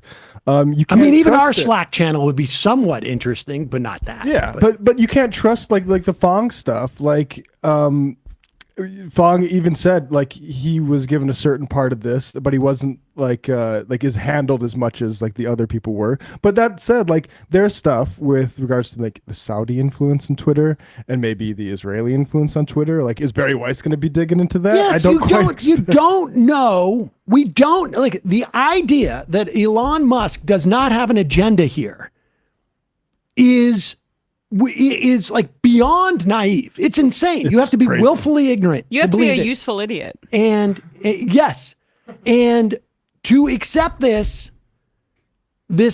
cache of stuff and just assume that you're reporting the full story and not just doing the bidding of, a lot, like when they said like, we can't release this because we're doing some fact checking. This is Musk saying, I want this tranche of stuff given because he has an agenda.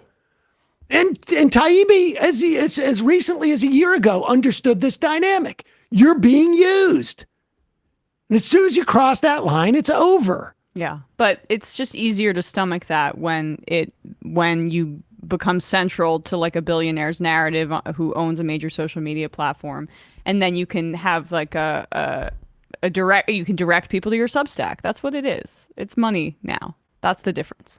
It's money. It's delusions of grandeur. It's just general delusions of being aggrieved, I think, in his case. Yeah. And it's a shame because he knows better, and he thinks everyone's stupid. Yep. And he's treating everybody as if they're stupid. I mean, in the Fong thing, here's my reported piece with more detail. I was given access to Twitter for a few days. I signed/agreed to nothing. Twitter had no input into anything I did or wrote. The searches were carried out by a Twitter attorney, so what I saw could be limited.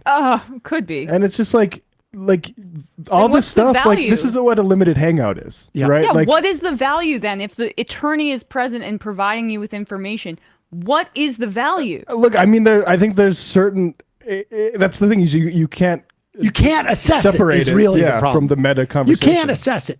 That's the thing. You can't. There may be value there, but you can't assess it. You can't trust it. No, you because can't. Of that. I would love to see the Twitter archives in full. Like I would love to see some sort of leak where we were able to see files from a certain period of time, but not handpicked and selected by Elon Musk. I mean, that's the opposite of what journalism should be on this front. Now, just as evidence of the fact that Taibbi, sort of has had a 360 or a 180 on this, play this clip. It just came through from Dorsey. This clip right here. Like, again, last December, once you get handed things, you're lost. And then take it. Yeah.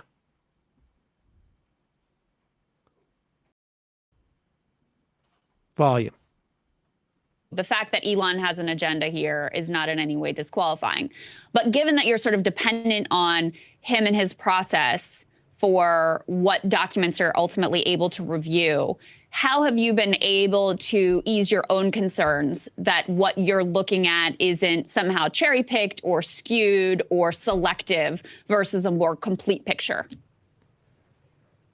Well, I mean, the minute I get the indication that I'm being played or something like that, I'll of course, jump out of the airplane. I mean, pause it. But I haven't seen that. In other words, just trust me. I got this. There's no principle associated with this. Even though I look back a year ago, I was reading Cy Hirsch's book, and he's telling like the idea is when you get handed it, not whether you think you're being played. You're being played when you get handed it. It's over. Yeah, he said, and he corrected himself. He was originally going to say it's hard to get out of that habit. Right. And then said, well, you can't actually get into that habit at all. All right, continue. Not at all. I've had no indication of that. Oh, okay. I look, people keep bringing this question up. You're doing PR for the richest man in the world. And what about his motives, blah, blah. And, like, it doesn't matter. Like, journalists, we don't care where the information comes from. If it's true, we want to look at it. I know what my motives are. My motives are I'm looking at, like, I'm getting a unique look into the underbelly of how censorship works in this country and how the FBI, the DHS, the Pentagon, like all of these institutions and how they operate in secret. That's an incredible opportunity, and I know what I'm looking for. So it doesn't. I guess there might be motives that he might have, but I guess. But that doesn't matter for the integrity of the project. All we have to do is make sure that the stuff that we're looking at is true and accurate, and that we're drawing the correct conclusion. So the idea. I mean, the idea that the context does not matter at all. I mean, it's one thing for him to get this information and look at it and think this is interesting, but then you do further reporting. You vet it. You not just vet that this stuff is true. And if you think this is true, I can tell you something that is true between a conversation that you and I have. But if I don't share your half of the conversation, just my half of the conversation, it's true.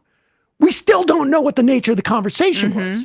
You can't look at one siloed thing that is chosen by a guy who you think he has an agenda. Of course he has an agenda. It's not reporting. You're just putting out what he is giving you.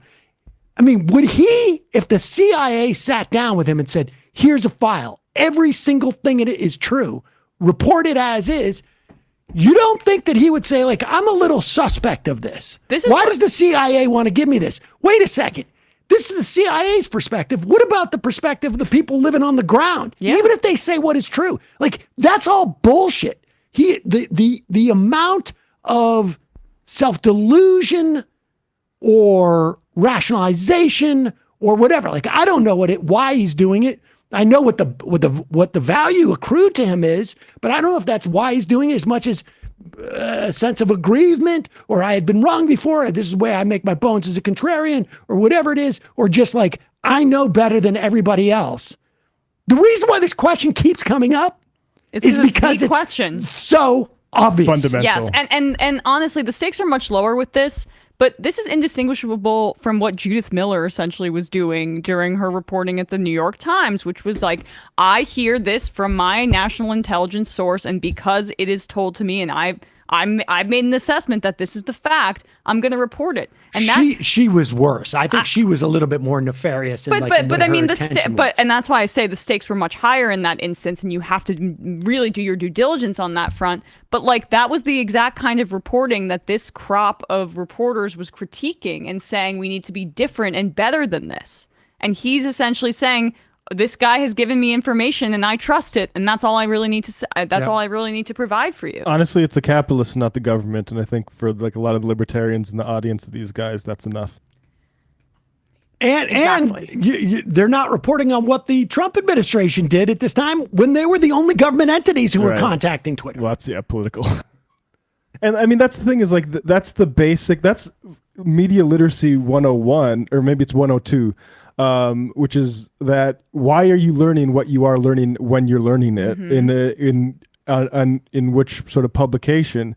And like the thing, like, well, if some of the stuff is true, that's all that matters. Well, like the CIA knows that. That's why they'll admit to certain smaller things to keep you off of bigger things. And I repeat, how about you do a control find about Saudi Arabia or what Israel wants to do with regards to these things, as opposed to just Democrats the entire time?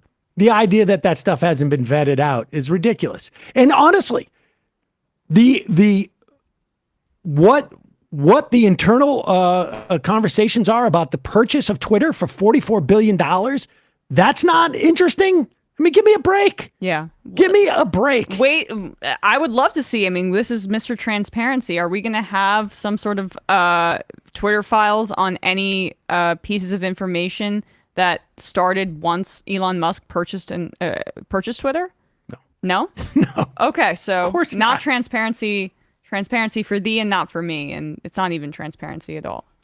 Calling from a 786 area code. Who's this? Where are you calling from? Go. Hi. Hi.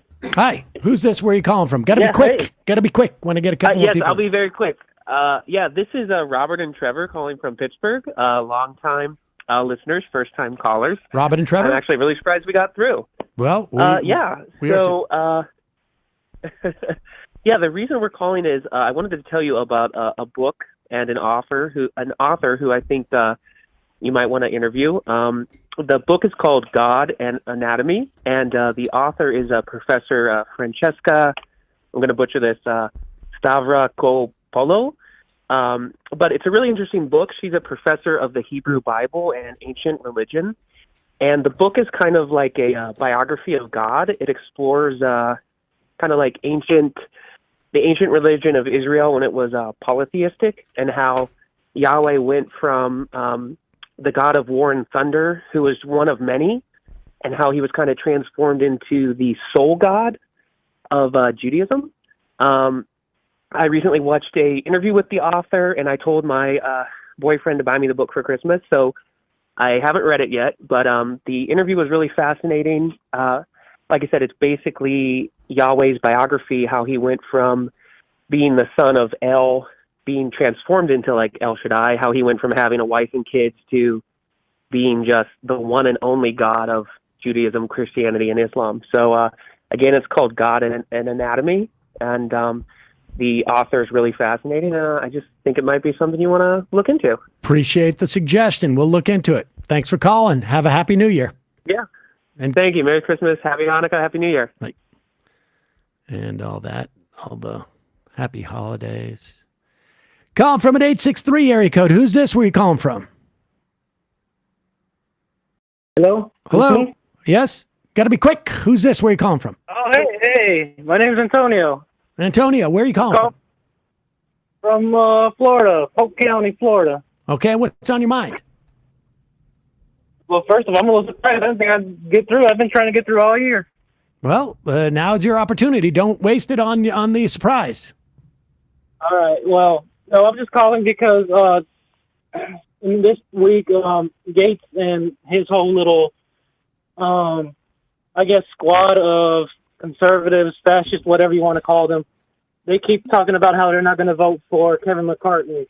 Yeah. But in the end, I don't know why it's why anybody's giving them any air to what they say, because it's all performative. In the end, everybody knows they're going to vote for him anyways. Because if they don't, it's going to delay anything they can do while they have control of the House. And I don't think the Republicans are going to be all too happy, especially those in power, if they sort of mess up that time for them. I mean, you may be right. It's going to be interesting to see. It certainly will be, without a doubt. Yep, and that's all I was calling for. Appreciate the call, man. Have a happy holidays. Happy New Year. All right, happy holidays. Bye. Bye. Take another phone call. A lot of calls today. Calling from a 612 area code. Who's this? Where are you calling from? Oh my God, is this me? It is you. Wow, this is so cool. Hi, I'm Rebus. I'm from the Twin Cities. Rebus from the Twin Cities. What's on your mind? I guess I had something a bit longer planned, but I don't want to take too much time. So I'm actually sort of a younger listener. I've sort of gotten into you guys since the Steven Crowder ambush thing. I saw that on Hassan's stream, and I thought that was really funny. Yeah, I'm a really, really big fan. Sorry, I'm a little... I tried to call in once before, and I messed it up. Anyway, I'm just going to keep this quick. I was looking through your IMDb, Sam, because I am an animation student. I go to art school, and I'm really fascinated with cartoons and stuff. So, I realized you were from Bob's Burgers and stuff, and was like, oh, wow, that's really cool. I looked on your IMDb, and it says you were on an episode of the Magic School Bus. I was. I can't remember. A friend of mine worked for that. I was trying to figure that out. I can't remember what it was, to be honest with you. It was on a zoo episode, I think. Someone got Something about a zoo. bring that up. I may have been an animal. I can't remember, to be honest with you. A friend of mine works there. I think she still does work there, actually. And this was years and years and years ago. And I think I did a quick recording for her. Wow, that's awesome. Okay, I'm a little starstruck. Sorry. I'll try calling in again next time for my other topic when it's not. No worries. But also, I did Saddle Rash, Assy McGee. I was on Home Movies. I did a bunch of with that crew of people. But Magic School Bus was something different. It's a Magic School Bus episode in the city, 1997. Miss Frizzle's class is visiting the zoo. Appreciate which the call. is, according to Tim, the only place in the city where wild animals can survive. Sam was on the Magic School Bus? What was I playing? Yeah, to test this idea, I don't think it says what you were playing. No. I don't know. I don't remember. I love the jokes about how, Miss Let's say you're playing a Velveteen Rabbit, so. Should we do the Crowder thing? Should we speculate on that? Oh, let's do Candace Owens. Yeah, should we do that? Sure. She's been on one recently. Candace Owens is still sort of reeling from I think the Kanye stuff. You got to play it up when you're when you're having problems with Shapiro. Mm-hmm. But then what you got to do is pivot hard. Yeah. And this is what she does. This is Candace Owens being asked the question, your thoughts on the Confederate flag. Oh, boy. My thoughts on the Confederate flag. I do not see a problem with people whose family members died fighting for that flag to be able to wave it high. It is Pause historical. it for 1 second. Let's just...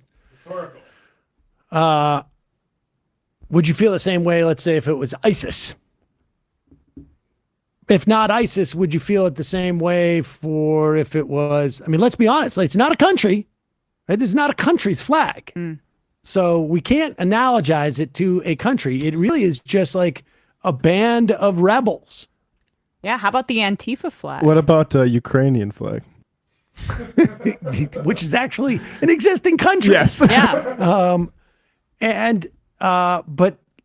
But let's continue here. And then we'll get into what that flag represented. Yeah, what did they die fighting for? Exactly. And the idea that your son or daughter went and marched in a war, people are just so stupid. They think they were fighting for slavery. Those people who fought were piss poor. They never had a slave a single day in their life. They fought for the South, and their sons signed up, went to war. Pause it. Pause it. Hold on for a second. First off, the idea that somebody's dying for a flag is absurd. Nobody dies for a flag. What does it mean that you fought for the South? What does that mean? You fought for the, we fought for warmer climates in the United States. Exactly. What does that mean? It doesn't mean anything. They were literally paranoid about miscegenation and stuff like that. You're going to create. But also, let's also be clear.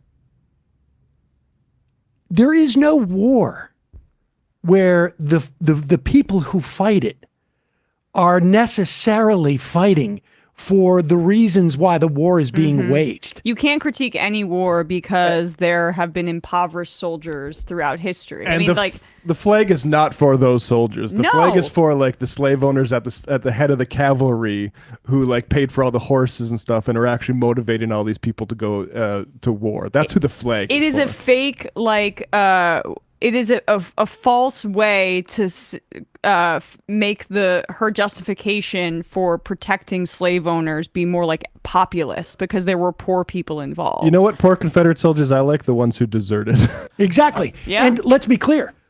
The uniforms that they wore, the food rations that they ate, the ammunition and the weapons, they didn't pay for those. Yeah, who moved the stuff to the battlefield? Yeah. Slaves. But continue.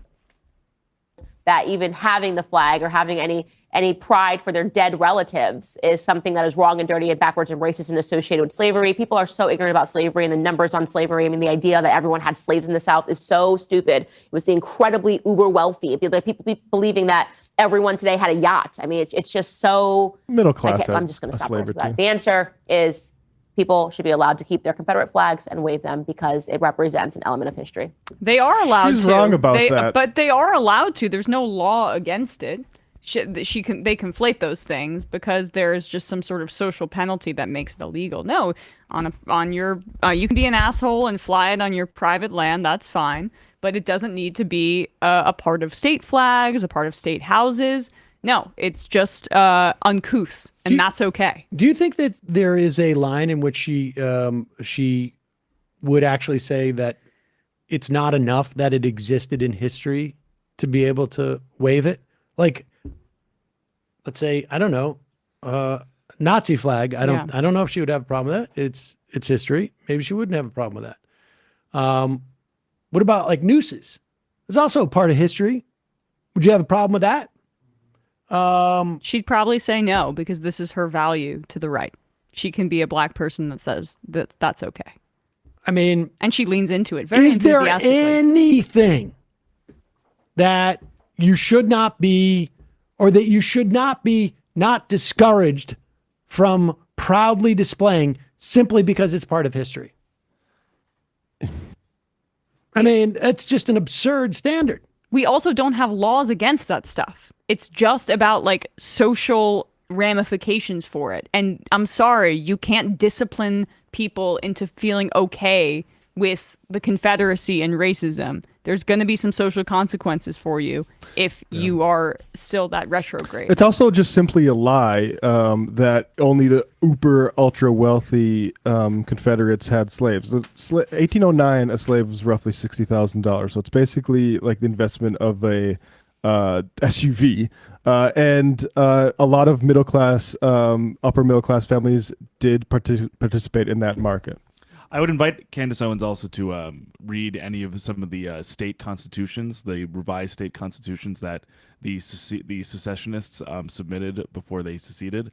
They are some of the most baldly racist and pro-slavery pieces of history that I've ever seen in my entire life, and they're all completely focused on the fact that the South is seceding for slavery. But those people fighting didn't write that. That's right. The poor people didn't write it. The poor soldiers didn't write it, I guess. All right. Dorsey thinks he's found the go. No way. That let's see. Magic school bus right here. It's funny because Milo was big into it, and I don't even think I remembered at the time. I loved Magic School Bus. Like the days where you would come into class and they'd have the lights down and the TV sort of thing was set up, and we were just going to watch Magic School Bus to like learn about blood cells or something. That was awesome. I do love like just the notion that this teacher shrunk people down to a small size so she could go in like her, second grade students' intestine. It's like a little traumatic, but yeah. Yeah. I see what you mean. It could be a cave if you were desperate. And the bus was desperate, and here it is, sound asleep. Hey, Hal, over here. We've got to try and keep them away from here. I'll see if I can distract them.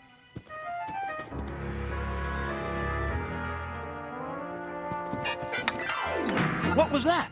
A fox, and a real beauty, too. I'm not surprised. Why, I've seen whole families of foxes in that old graveyard back there. It didn't do any good. They weren't interested Does Darcy in me. think that's you? No, they know that sometimes foxes live in the city. But how are we going to get rid of the zookeeper before he finds the bus? Then don't worry, class. Leave it to me. What's that? Looks like a raccoon. No way, I'm gonna mess with an angry raccoon. She must have her family hidden around here somewhere. Better come back tomorrow when she's asleep. This isn't it. You did it! Damn. No. That was quite enjoyable, though. I don't think that's me either. Might have been you. Hey, maybe the Southern guy. Yeah, that could have been me. And that's your preview to Alex Jones, right? I don't know. Well, that's it's worth trying. That's could be 2023 is going to be about figuring that out. This, if we're talking about 2023, this I think is instructive. Steve Bannon at TP USA America Fest. This was on Monday of this week. Donald Trump is running out of advisors. And there is no doubt in my mind that Bannon is advising this guy. We played a clip of Charlie Kirk talking to Bannon and doing this whole sort of populist line. And again, I remind you of this week, you know, we had a great talk where the outlining the differences between left-wing populism and right-wing populism.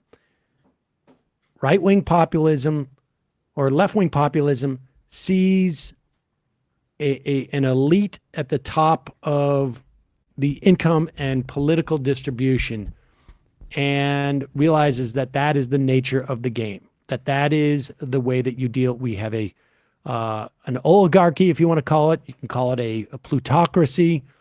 We have gone from a plutonomy to a plutocracy where an elite group of, and elite's really the wrong word, moneyed, wealthy, capitalist, and powerful is really what it is. And by definition, there's very few of those people who are controlling things.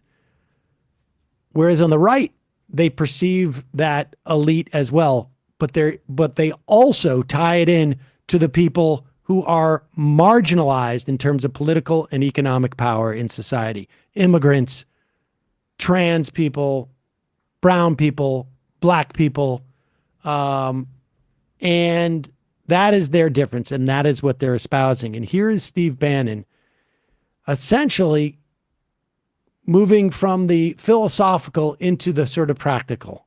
What is the game plan for the Trumpites in Congress? And we're watching this play out right now with these fights as to who's going to get power and who's going to be the one to carry this message. But here's Steve Bannon explaining what they intend to do. Impeaching Joe Biden's too good for him. Then we got to bring the criminal charges and send him to prison for treason and selling out this country. Is there any doubt you've gone through the laptop from hell? Remember, it was a year later and they spent all that time with Twitter and Facebook and all of them prepping and saying, oh, this is Russian disinformation. They had all of our phones tapped. They had mine. They had Rudy's, had everybody's. I was Pause it for 1 second. I just want to remind you, we'll start this over again. They never talk about what's in the laptop. Yes. There's just an assumption. You all know. Completely aware of what's in that laptop from hell. And now I'm going to spend the bulk of my message on the process that kept it from everybody else. But we never, ever hear what's in the laptop. It just is salacious, so it must be corrupt. That's the leap that they want people to make. If you hear, think about how much time you've heard about the subjugation of that information and how little amount of time you've heard about the actual information. If this was really a question for them about this information did not get out to the American public, what they would actually be doing if there was information there is they'd be sharing that information instead of sharing about how nobody heard about the information. And it's not like they didn't have complete access. They had the damn hard drive. They have everything. So Impeaching Joe Biden's too good for him. Then we got to bring the criminal charges and send him to prison for treason and selling out this country. Is there any doubt you've gone through the laptop from hell? Remember, It was a year later and they spent all that time with Twitter and Facebook and all of them prepping and saying, oh, this is Russian disinformation. They had all of our phones tapped. They had mine. They had Rudy's, had everybody's that was working on it. They knew what they were doing. This is all out in the open now. It was an open coup. by Ray and Barr and the DHS, CIA, and the people that work for them. And all politics is performative until we get the investigations and get to the bottom of every name, the 51 intelligence officers and everybody else that sold this country out. All these traitors must go to prison. All traitors must go to prison. All traitors must go to prison. Yeah.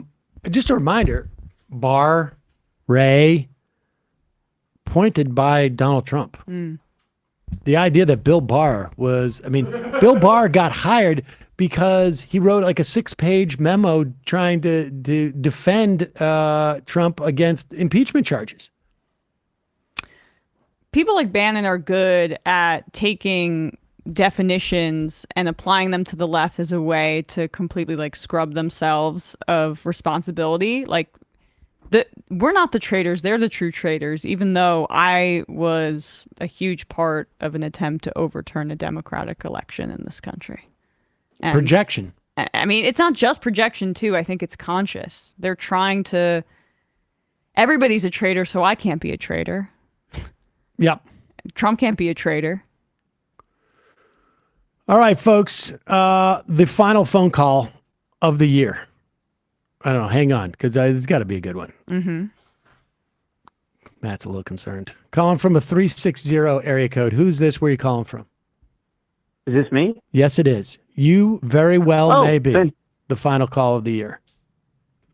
Fantastic. My name is Charlie from Washington. My pronouns are she, her, and it's an honor to address the lady Sam Seder. All right, there you go. Hi, So far, Charlie. doing well, Charlie.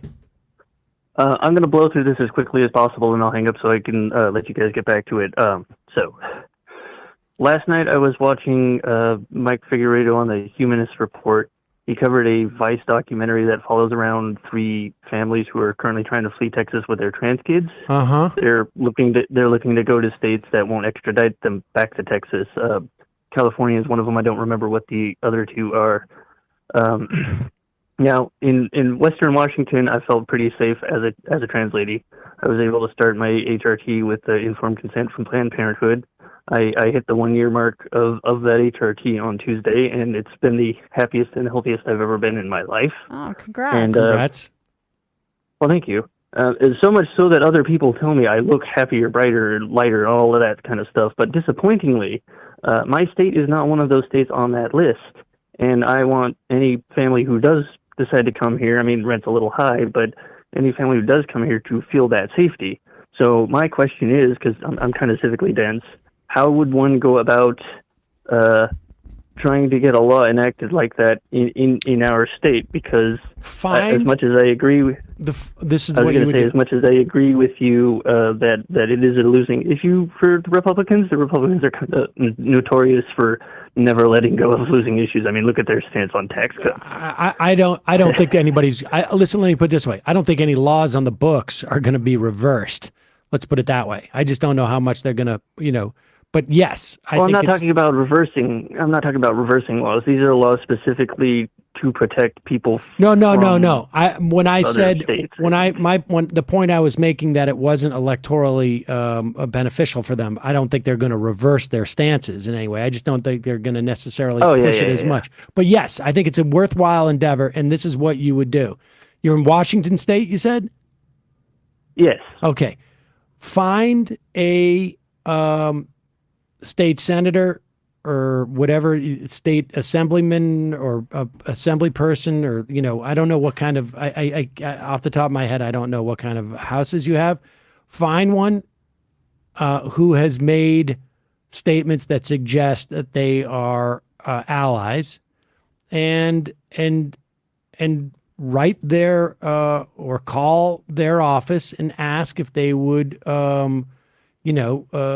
contemplate pushing a piece of legislation like that. And then I think the idea would be like, you got to find an organization, maybe you could do it yourself, but you want maybe sort of like organizational support to write the piece of legislation and give it to this lawmaker so that if they are amenable, to begin to push it. That sounds good. And you know what I would do is find the legislation in California Find the actual did. statute, It's, and then just what is it here? rewrite it, or just even use that and say, we should have one of these in our state as well. Okay, yeah, that's kind of what I was thinking. But like I said, we didn't really do good civics in our high school when I was growing up. Anyway, left is best. Protect queer kids. Take back our bodily autonomy, and have a safe and happy holidays, y'all. Appreciate what you do. Yeah. All right, appreciate the call. Thanks, Charlie. Bye bye. L. Conniption, is this truly a last show of the year without an appearance from Digby? You know what? I just decided, let's do the beginning of the year. Nice. Let's do the beginning of the year. Folks, that was the final call of the year because it was successful. So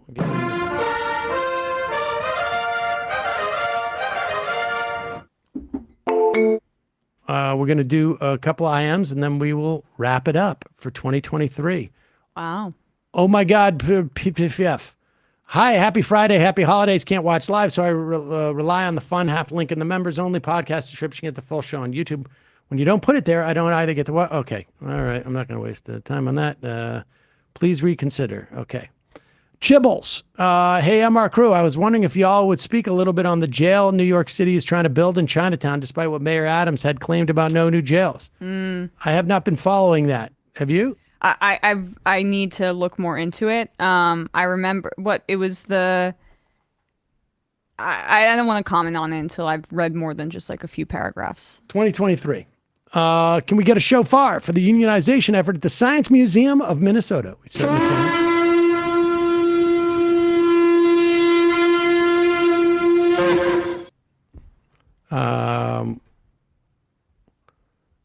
A Square. Happy Felice for all the holidays, Sam, Emma, Matt, Bradley, Brendan, Matt, Free, Twitter, Binder, and Brandon. And to all the regular callers in live chat room, you give me light. Enjoy the time off. See you in 2023. Same to you. Wonderbreader. It's pretty crazy. He has clerks write this instead of them reading the bill. This made Kennedy's video on the bill look good. Radio Tech. I love that in the spirit of giving Christmas, Rand Paul made a commercial chastising the government for giving money to help its citizens. Once again, the GOP are the true villains. This war on Christmas.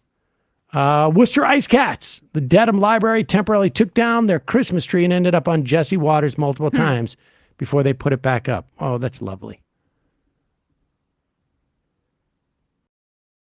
Dago Lefty. Sam, I don't know if you saw this so-called zero-staff McDonald's in Texas. It has me racking my brain. McDonald's can't even keep their McFlurry machines operational. How the hell? Well, first off, It's not. if you scroll down, Yep. you will find out that it is not fully automated. Just part of it is. It's really just more of a no-touch situation. Yeah, the workers are downstairs. There's a dumb waiter bringing the food up for you. Exactly. Yeah. And it is, and to be clear, it is also just it is a prototype in the same way that I don't know, car companies create one, Yeah. car with no steering wheel, that type of thing. Well, Elon will actually make that, but Yeah.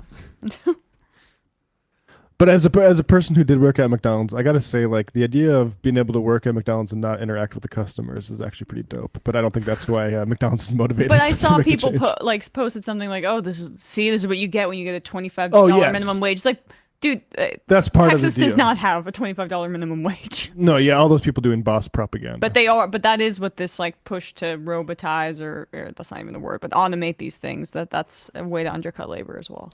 Bingo dango. Can we not use the term medical freedom when describing the position of candidates like Oz? I feel like that's giving them too much credit for their actual beliefs. An average person sounds positive. I mean, I was just that was a shorthand for me to describe what he was branding himself as.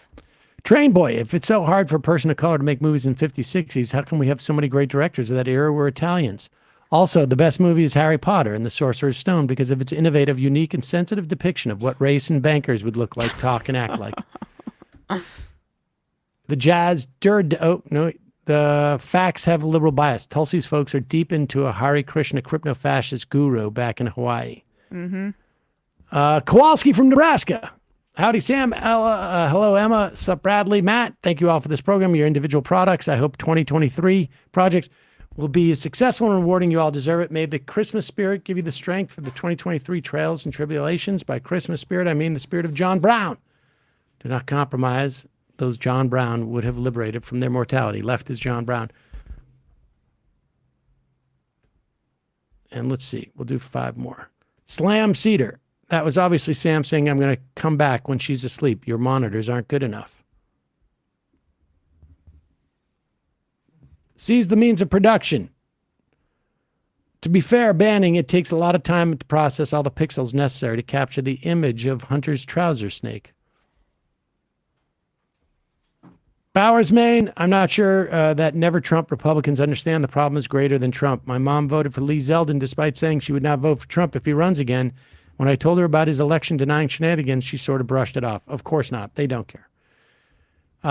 Travis from Dallas. Rand Paul looks like a discount Bond villain in that clip. And the final I am.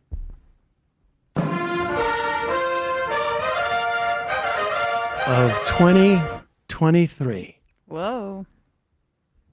Have you read my email? I will spare you my terrible English and horrendous accent, but I do want to wish you all very happy holidays and a very good year. All the love from the Netherlands. Folks, thank you so much for your support in 2022. We look forward to 2023. We're going to have a lot to talk about. Hope you all have a happy Hanukkah, Merry Christmas, Happy Kwanzaa, and a happy, healthy new year.